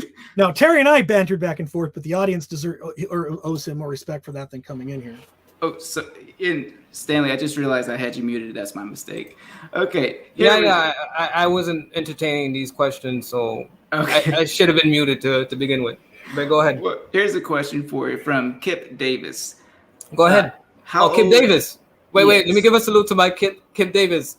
Hopefully we can entertain a conversation in the future, where you can prove to me that the human sacrifice in the Bible, like the last time. Okay, thumbs up. Skip Davis says, how old is the oldest biblical text that you are using to establish your claims, and how do we confirm this date? I'm willing to give you the most liberal dates that you can have. We can go to the Dead Sea Scrolls. The most liberal date, because there are different books in Dead Sea Scrolls, so we can go. Most of them is post-exilic period, so we can give you that. But I don't see how that's relevant to the case I presented. Number one, authorship, and number two, the fact, because my case is accumulative. The fact that he predicted the universal implementation of the 7-day cycle before the fulfillment of that. So even if you want to give it 200 years BC for the book of Isaiah or the book of Ezekiel, the fact of the matter is the fulfillment of the implementation of the 7-day cycle was done from the time of Jesus Christ, where only Israel exclusively had a 7-day week. And we see the promulgation of that all the way to the USSR in the 1930s. So the date doesn't do much to undermine my position. And also, if the question goes to you, Pat can also give his 2 cents. Yeah, go ahead. Likewise, I would like to see what Pat had to say to that. Yeah.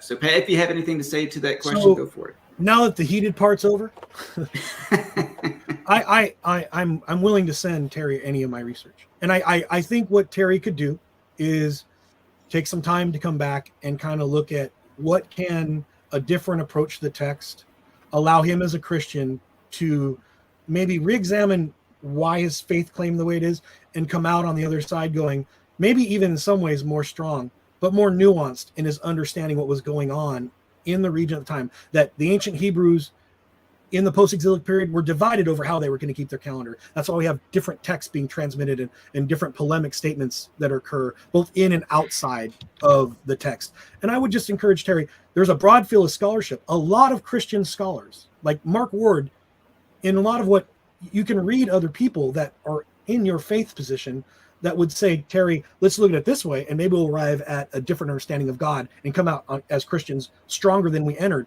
But I do think that we can do that, and I'm not necessarily here to. I've never wanted to deconvert Terry. I actually, that's something he said in the beginning, and I don't want him to ever do that. Yes. Since the question's for me, I should conclude, because I think that's normally the format. Sure, that's fine. I'm not gonna push back too much. If I believe in a false religion, you should want to do. If I am crazy, like you said, crazy, you should want to deconvert me and wake me up from this dream world I'm in. All I did is give my hermeneutics and deductive reasoning to establish my position. All I would like, if you're going to say it's wrong, to provide me a counter interpretation to the verses I appeal to. I didn't get that. So it's good enough. So what I'm going to do, just because I still want to consider us good interlocutors, I actually have a couple free copies of a couple books I'm going to send you.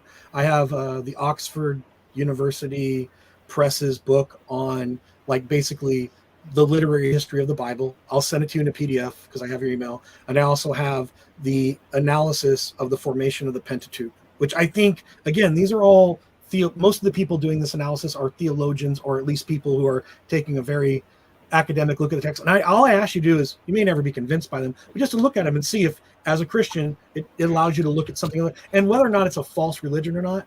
That's you may see if it's not how you're conceiving it now, it's false, but you can conceive it in a different way and it still would be true, but just in a different light. I'm not here to deconvert people with these type of arguments. I don't do it with my students. I'm not going to do it with you here.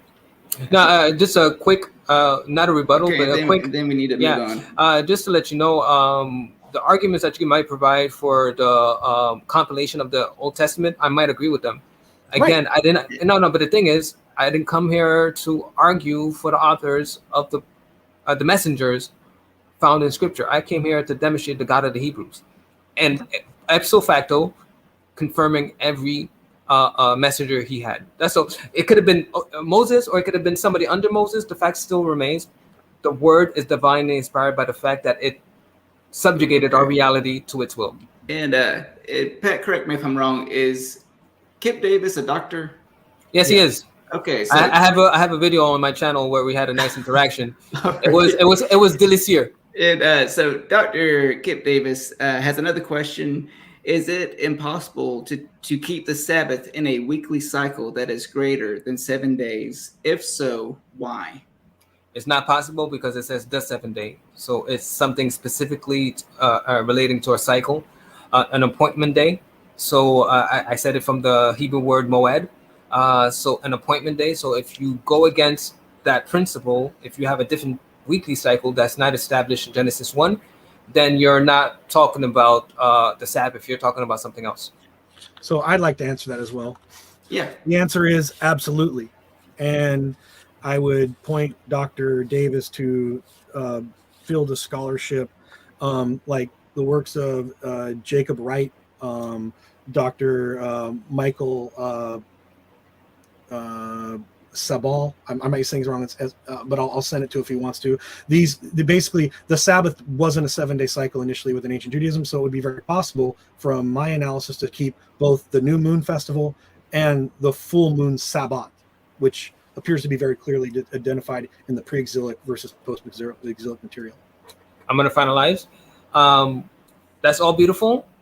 If you're not able to give me one example of this so-called lunar week Sabbath, then again, you're either suggesting there was a great conspiracy where they cleansed that so-called weekly Sabbath from the corpus of the Hebrew scriptures, or you're just desperate I'm not saying that there was a lunar Sabbath that the lunar Sabbath occurred on the 15th of the month.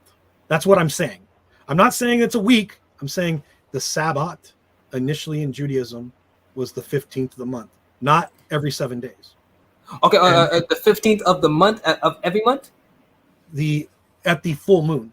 Yes, they only celebrated it once a month. Wait. I just want to make sure you understand. I believe. So if that's the claim that the whole claim that you were making when I brought the pottery shard that says Sabbath, you're saying it refers to a mid-month Sabbath? A Sabbath that occurs during the full moon, approximately. During the full moon. Give me an example of that, because the argument still stands. Give me an example of that in the Hebrew corpus, and then I will accept that as a claim. I did. 2 Kings 4:23, Hosea 2:13. Give me one. Give me one. You don't have to give me all of that. Let's go to one of them. Shit, dude, I got like 12 of them. I mean, one will be enough to prove your point. One will be enough to prove your point. Let me look at the verses, man, because I printed them out. No, but you give a whole bunch of verses. Let's do it now. No. Because he's an educator. While Pat is looking for this, here's another question for you. Wait. He provided at least 5-6 verses. Boom, boom, boom, boom, boom. I'm asking you to quote one of those verses again. I'm saying while he's looking it up, we can go to the next question. I gotta look at them. No, but you quoted I cited them. Okay, I mean, cite them again. You were so quick to cite them, and I'm the one excited, right? I'm not. I'm just saying. Now let me read it. But all I'm saying is, while he's looking for that, I do have another question for you, Terry. And actually, I would ask this question of Pat as well. But Spooky Bugs, my favorite person, says, did you actually go into this debate with an open mind, or did you just want to do mindless arguing? And I would also propose that to Pat as well, in fairness. Who said that? I would like to know who said that. Spooky Bugs, my favorite person. Spooky Bug is always saying some weird stuff. Hey, Spooky Bug, we can say it was heated. I have no problems. And obviously you're being biased. No problems with that either. But there was information that was provided, and all the brouhaha and all the noise, this information that was provided in points that was clearly established. For example, if you're paying attention, he made it clear that his argument is not the Babylonians kept a recurrent 7-day cycle, but within a calendar, Babylonian calendar, there was intervals of 7, except for the last week. So that's good enough. The question was, did you come into this debate open-minded or just wanting to argue? I'm open-minded in the sense that I'm willing to hear something that makes sense, and I have not heard anything that militates against my argument. And if you disagree, I challenge Spooky to give me one of the arguments, because I paid more attention to Pat Lowinger than most of the people that's listening right now. So I can show you every point he made, and you would not be able to do the same. So don't say I'm not open-minded when you can't even argue for what Pat Lowinger was presenting. So, question I'll ask the question to you as well, and then if you have those verses ready, you can also answer the previous. Yep. Go ahead. Go ahead and ask me a question. So I honestly, I learned some stuff. I had kind of had some misidentified scholarship. Now, it's still an argument among many people that during the 3rd and 4th century Jewish persecutions by the then emerging Orthodox Church forced a hard reconciliation of the calendar, and then it was basically a very late adoption. So I would initially approach my scholarship that way. But what I found is that once I started looking into the Quran community scrolls and actually reading them and reading the analysis, I found out the adoption of a recurrent cycle of every 7 days happened much earlier in Judaism than I had originally perceived. It happened probably sometime between 2 and 300, maybe 350 BCE. But it was a reaction to an intersectarian rivalry between the temple cult that was reestablished in Second Temple period Judaism, and then these communities that were rejecting those communities, and what was the official calendar seemed to have been very hard to be reconciled during that period. But the Enochian calendar, the 364-day calendar, is widely attested to in Judaism, and appears to the whole issue with with jubilees is the fact there were massive problems among these people. Judaism. And did you have the verses that you wanted to address earlier? Did. So 2 of them, just starting off. Second Kings. One. So Second Kings. Yeah, 40, 20 through 25. Second Kings. What chapter? 4. 20 to 29. What did you say? 20 to verses 25. 20 to 25. So I'm going to read it. Mm-hmm. And when he had taken him and brought him to his mother and sat her knees till noon and then died, and she went up and God laid her in the bed of the man of God and shut the door. Okay, this is about Elijah. And she called upon her and said, "I pray thee on the young." Yeah, and he said, "Wherefore will I go? Neither new moon nor Sabbath. It is neither new moon nor Sabbath." And she said, "It shall be well." And she said, "Saddle on the ass." And she said, "The driver and slack the." And so she went and came down on the man on the mark out and came past. That's our for. Okay, I don't know what where's the 15-day here? Okay, so I explained this earlier that in the older text, 2 Kings is one of those pre-exilic and maybe early exilic texts. Specifically, the ordering of the text is important. This is why people much smarter than myself is the reason I'm relying on this. The fact that new moon is listed before Sabbath shows the new moon occurs at least as many times, if not more, than the next occurrence. So the number of Sabbaths equal the number of new moons in this text, in this analysis. So in order to have new moons, 12 means you have 12 Sabbaths, which occur mid-month. It's very similar in Isaiah 1:13. Now, you may reject this, but Isaiah 1:13 says, bring no more vain offerings, incense, and abomination to me, new moon and Sabbath, and calling of convocations.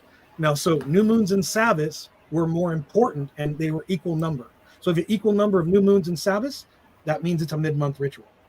Okay, I got a chance. Yeah, I definitely reject that. That doesn't make any sense to me. But here's the issue. You brought me to 2 Kings 4 verse 20 to 25, and your first assertion was suggesting that this was a mid-Sabbath. Now, we just going by your first position, mid-Sabbath, that would mean there's only, if we are to accept your claim, which I totally, I'm not saying mid-Sabbath. I'm saying the Sabbath was on the moon. I mean, no, I'm done. I know. I'm just trying to bring people's attention to your first claim, suggesting that it was a mid-Sabbath, the 15th. That was your claim. If I would accept your interpretation, which is totally ridiculous, that would be only 2 Sabbaths as opposed to 7 for weekly Sabbath. So your whole claim goes out the window, because you're suggesting that there will be as many as the weekly Sabbath, because it's in the beginning of the sentence.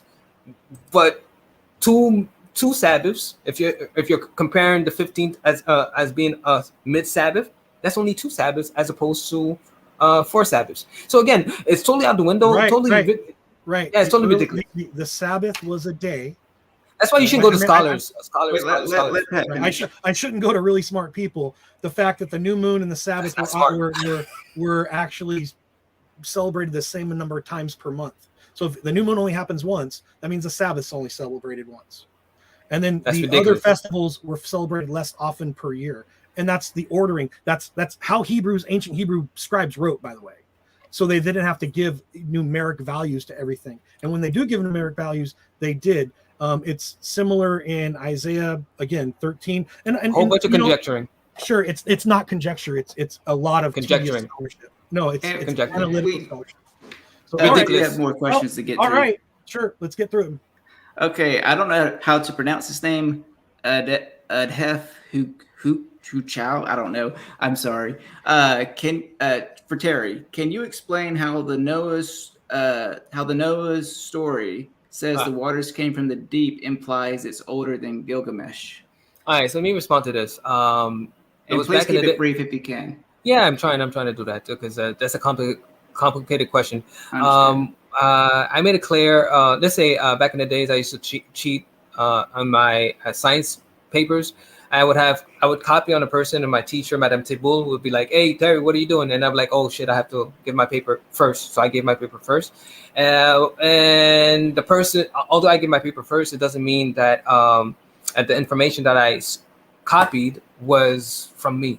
The point I'm trying to establish here: the absence of evidence is not the evidence of absence. So what we have as information is displayed to us. The story of Noah, as opposed to every other flood story, and I'm giving you something that's specifically, exclusively to the Noah account, that the waters of the deep is what caused the flood, and this is something that's scientifically confirmed, that the waters of the deep is enough to overflood the earth multiple times. So how did Noah know this? My whole point is it's divinely inspired, as opposed to every other narrative that doesn't give you a reasonable way why the earth was flooded. So that's the point. That's how I know it preceded. Pat, if you want to add your 2 cents to that, you can. Otherwise, we can move on. It's up to you. I just don't believe the flood is an historic event other than in a limited regional context. Okay. And all right, next question is actually from Derek from Myth Vision Podcast. He says, does Terry think Noah taught the Sumerians the 7-day calendar? Let's make it clear. Thank you, Midvision. Thank you for the presentation. I saw the introduction. I didn't have time to watch everything, but I saw your introduction of my argumentation, and you're almost there, man. Hey, the way you argue for it, man, you're almost there. Just stop being stubborn. and come towards the light. So as far as your question about Noah, I believe that Noah did spread the law of God, because the law of God is eternal. So, and there were people who were aware of it, and then we saw the corruption of that law as it went further and further away from the mountains of Ararat. So basically in Armenia, they settled there. And we saw, as people were going away, there was a corruption of the law of God. So that is my position, and I established that by the very fact my two proposition establishes that A, Noah was inspired, and B, we see the impact of the Hebraic narrative over all creation. The fact that every nation has been subjected to a 7-day week, as predicted. Pat, anything to add? No, I just think that it's, you got the earliest written account of Noah, say between 200 and 300, and you have the earliest account of Atrahasis 2,000 years earlier, but you're claiming the later one is the original. Right. I have a chance to. No, I'm sorry. But this question goes to you. Again, this is from Myth Vision podcast with Derek. He says, "Does Mr. Stanley consider himself a Hebrew Israelite?" No, I'm Israel, and Psalms 87. Go read it. Babylonians, Egyptians, everybody that keeps the 7-day Sabbath and who believes in the three persons of the Godhead is Israel. Exodus 12, verse 18, 19, 48, and 49 establishes that.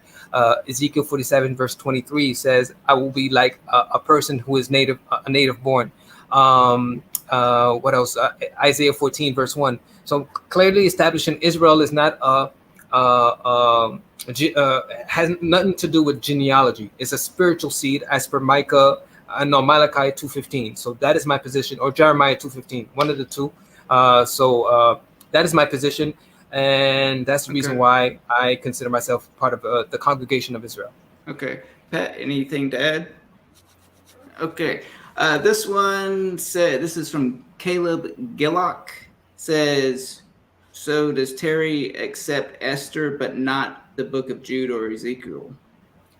I don't accept Esther. That was my whole position, that this is part of Judaism, part of the heritage of Judaism. You find it in the corpus of those who follow the Jewish Judaic traditions, which shows you a change in the calendar, Babylonian influence of the calendar, the monthly calendar, since it went from pre-exilic period, where the first month was called Abib, to the month of Nisan. So we see the transitioning. So that is the reason why I brought this to your attention, to show you that there was a calendar that was exclusive to the Hebrews before the Babylonian exile. Pat, anything to add? Well, we don't have any demonstrable calendar that we can point to in the pre-exilic period. We don't have, there's nowhere that it says this is our calendar, this is how we worship, right? Defining what the Sabbath is, I presented my argument based on a lot of scholarship. Terry rejected it. And that's just, and I think this comes down to, and Derek really made a good point yesterday. This is me presenting what I believe to be a broad field of expertise, and Terry's, this is my faith. And I don't think we're going to reconcile that. And it's for the audience now to figure out, but Terry's has a faith claim behind it. I don't. So if I'm later, that's fine. Wait, I have a chance to, that this is a misrepresentation of my position. That's a misrepresentation of what I did. I didn't go with faith. According to you, faith is some type of blind faith, which is not the definition of faith. I meant faith in God. Right. No. Faith is clearly defined in Hebrews 11:1. The substance of things hoped for, the evidence of things not seen. So I provided evidence, and where you were not able to establish your position on multiple cases. So don't say it's faith. You provide literary references within a text and never went outside it. No. The point I'm saying is that you appeal to expertise, and it's not consistent with the Hebrew corpus. That's the point I established throughout the whole debate. You provided expertise. I went outside the corpus because it was necessary in order to analyze the text. And Terry, exactly. I do have another question. This is coming from Stupid Horror Energy. She says, in addition to the Sumerians and Babylonians and Indian Kundalini yoga, says Yeah. there are 7 chakras. Aren't all 7 just derived from the 7 celestial objects that move in the sky? Yeah, that's another claim by the experts, as opposed to making direct claims to the 7-day week, Genesis 2, as opposed to the 7 celestial stars. Like, and I'm the one who's crazy. Like, this is how far-fetched you have to be. And remember, stupid whore energy, Pat Lowinger made it clear. Well, he was all over the place, but I put him in a box and try to ask him the question directly. Are you suggesting, because his own scholar, Julius Lewy, clearly said, I'm finalizing. I don't want Can to get pissed. You keep mispronouncing his name, man. It's okay. What's his name? His name is Levy. Let me tell you what's more important. It's not the fact what's his name, is what he stipulates, and he clearly stipulates, and as Pat Lowinger conceded, that the Babylonians didn't have a recurrent 7-day week, so he lost the debate. So what's the debate? Was the Hebrews influenced by the Babylonians? If you're saying that they didn't have a 7-day recurrent cycle, then what we're talking about right now, I won just by that. And Pat, did you want to respond? Well, not that. I'll wait for another question. Okay, that's fine. All right, this is coming from Nadimus. Let's see. Were the authors of Enoch, Maccabees, Book of Jubilees, Scroll of Mesherdek, and Burach not Hebrews or Jews? Sorry for butchering these words. Yeah, the only text I accept is the first Enoch, the first book of Enoch. There's 4 of them. Only the first one that I accept. Although I did do extensive research, but from what I've heard so far about it, it seems consistent. But every other book that you stated is not considered as part of the Hebrew corpus. Thank you. Pat, you can go, but then I have a question for you. Sure. I think all literature is important for the analysis of this text. So, we have to look at them. I don't think the Bible's any more authoritative than, for example, Herodotus. Herodotus makes a claim about divine causation. We don't believe in Apollo's power of divination just because King Croesus sent a vassal to Delphi and was proven right that if he attacked the Persians, he'd be destroyed, even though supposedly that's how it went. We don't believe in Apollo today just because some historian recorded something. But I think they're all important for the analysis of the text, and I think you see a lot of the internal tensions in Second Temple period Judaism for that reason. If that answers his question. Stanley, Pat's been answering some of the questions towards you. Did you want to add in your 2 Yeah, cents? I just want to make it clear the difference between the Hebrew scriptures and every other books. Apollos has not demonstrated tangible effects on our reality. The 70 cycles universal, as predicted. That's tangible impact on our reality. To compare the 2 is very desperate. Thank you very much. Okay. Okay. Go ahead, Pat. Bad idea. So, There's a question for you. The prophecy was, if I attack the Persians, what's going to happen? The answer was, a great kingdom will be destroyed. The guy was defeated. Lydia ceased to be existing as a country, and he was killed. And he went. That is, again, no different than a prophecy than you made, Terry. Not universal. Thank you. Okay. It was universal for the Lydians. Universal, the whole earth. Thank you. So Nicodemus has a question for Pat. What calendar systems were in place in the northern European areas contemporary to the exile, etc.? And yeah, that's the question. So I'm going to assume by Northern Europeans, he means like Northern Germanics and Southern Germanic people. So the calendar systems, we don't know a lot about them circa the exilic period because there were non-literate societies. We have what Greeks said, and later in the 2nd and 1st century BC, what some early Romans and Greeks said. But it appears they kept a lunar cycle that they would somehow reconcile, but it doesn't really say. It just says they follow the moon, and that's all the information we have, which really isn't enough information to make an analysis. But it appears to have been a seasonal cycle that may have had something to do with the observance of limited number of solar events and then moon cycles. We really don't know. Terry, anything to add to that? Yeah, from my research, it is said by certain scholars that the 70 cycle was propagated by the conquering of Alexander the Great into Persia and India. So, which is also consistent with the prophecy of Daniel, where God would use. It doesn't say his name, but it is clearly in reference to Alexander the Great. So, and by that, propagating the knowledge of God, the Hebrew scriptures being translated in the Greek Septuagint, propagated his word throughout all nations, or the nations surrounding Greece. Okay. Pat, any response to that? The question was about the Northern Germanic peoples, right? At about 500 BCE. I just want to clarify that. Alexander the Great. I'm didn't assuming come in- it's not European. specified. Right. So the people that are the Northern Germanic peoples had no contact with Alexander the Great, and he lived 200 years after the question period. I do asked. agree.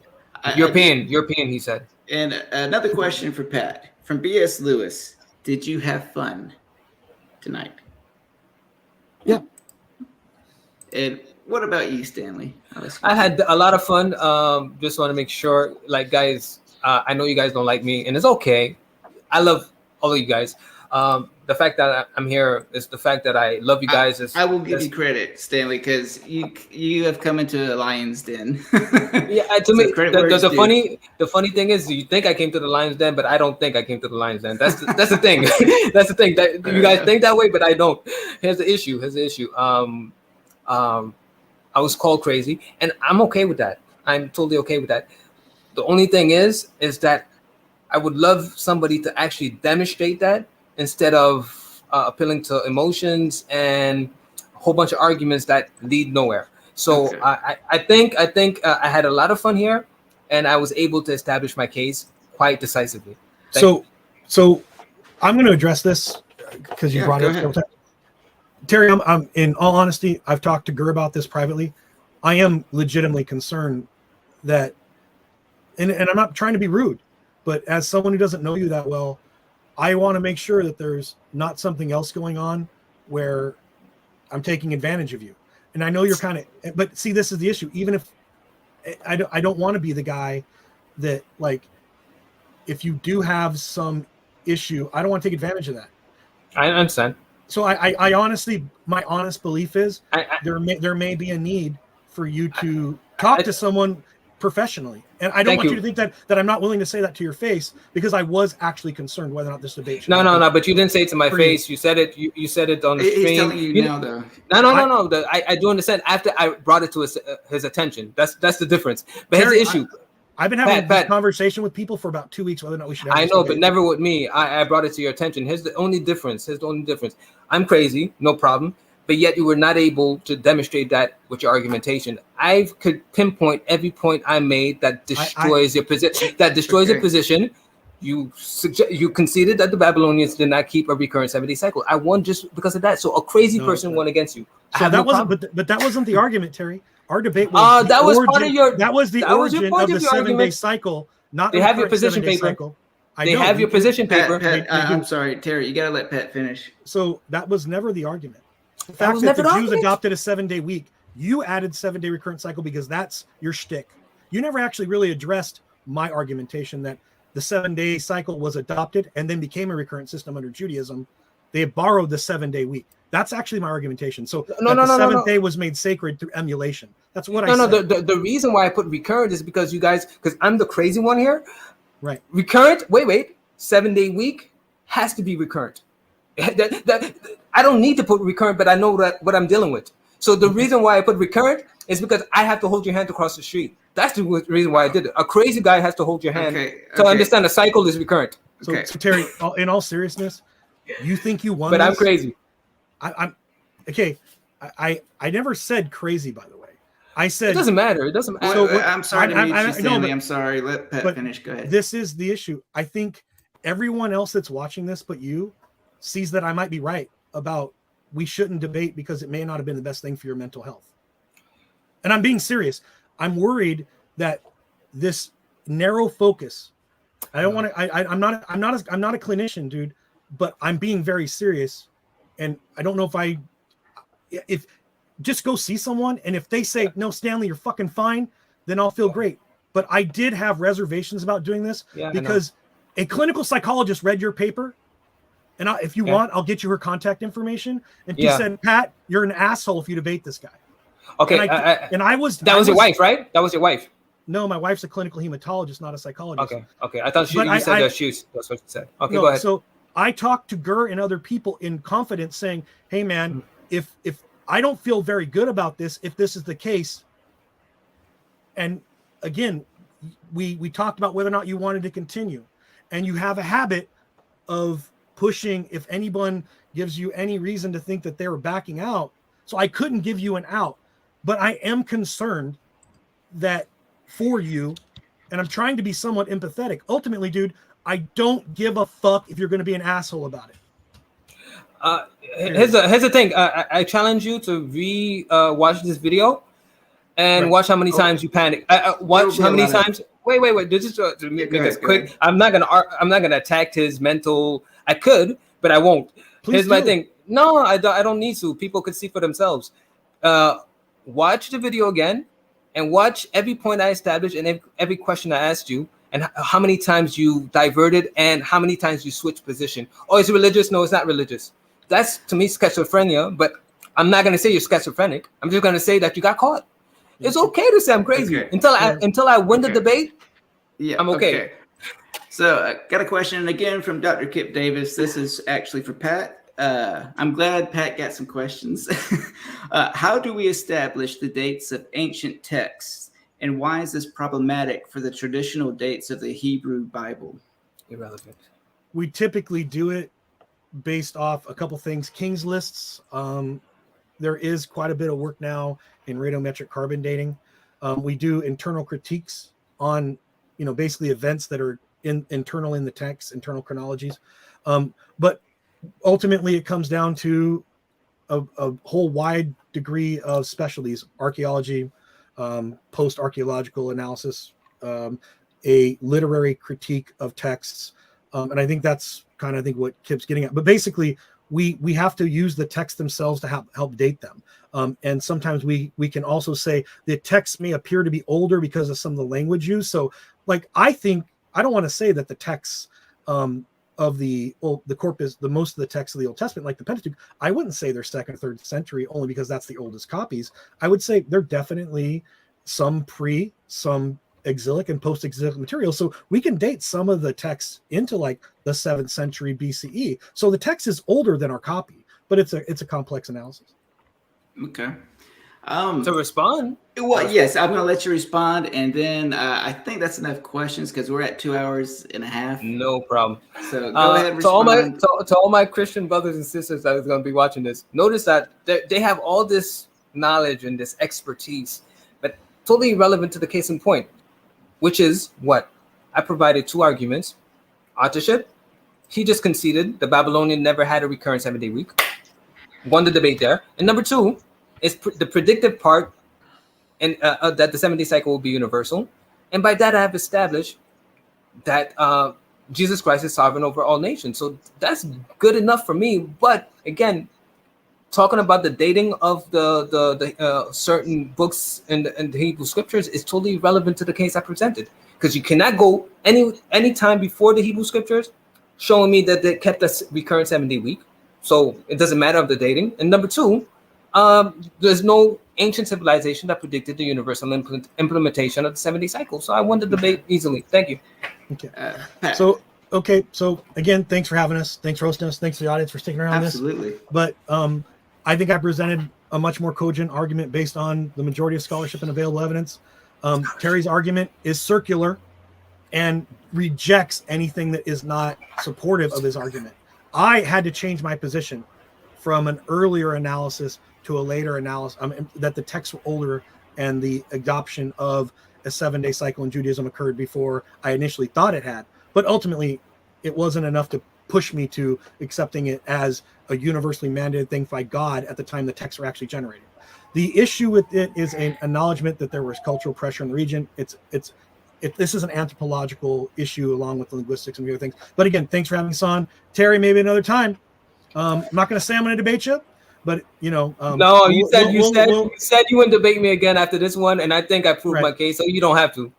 Well, if you think you won, I predicted that as well. I don't think you could watch it again and tell me how you feel about it. Sure. You're gonna go on tomorrow on Mid-Vision, right? So you're gonna do a review. Mid-Vision, you said you're gonna do a review. You better review this and show what happened. There's definitely going to be some reviews. I never said I was going on Mid-Vision tomorrow. No, I don't know where you're getting this. Somebody's gonna do somebody's gonna do a review, and you're gonna be part of it. Derek might. I think. I don't know. Pat never said that he would be there. He never said that. Whatever. But there's gonna be reviews. Pat, go there and address the points that were made and how many times you tiptoed around the matter, okay, or every time you contradicted yourself. All right. And if I did. No, okay. So 5 seconds to say your goodbyes. Pat, you can go first. Any final thoughts? Well, I just want to say, bye to everybody. I mean, we're 2.5 hours in. Thanks for coming and watching. Hit like on Gur's channel. Go if you're interested in hearing more stuff from Terry. He has a channel. I know Derek promoted it. But yeah, take some time, take a look at this, and Okay. Gur, Pat. The only thing I can say about you is I tip my hat, mon chapeau, to you, that you would put yourself in the fire to address me. So I could give you at least a thumbs up for that. Gur, thank you very much for the invitation. Keep your word. You said if I wanted to debate, you would reconsider your position. So you better do that, because I'm not giving my thoughts right now. Be a man of your word. So thank you guys. And I know 99% of the crowd doesn't agree with me, but I established my case and I put my cards on the table, and you choose. Nobody's going to be crying on my side. Right.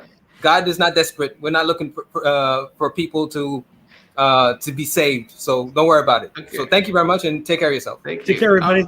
Thanks. If you want to stick around backstage for a minute, you can, but I'm going to wrap this up. Thank you to Stanley. Thank you to Pat. Thank you all for actually enduring this. I found it fun. Hopefully most of you found it fun. And a big shout out to Derek of Myth-Vision. Not that he needs a shout out because he's got like 54,000 subs. But anyway, you all have a good night. Take care, and see you next time.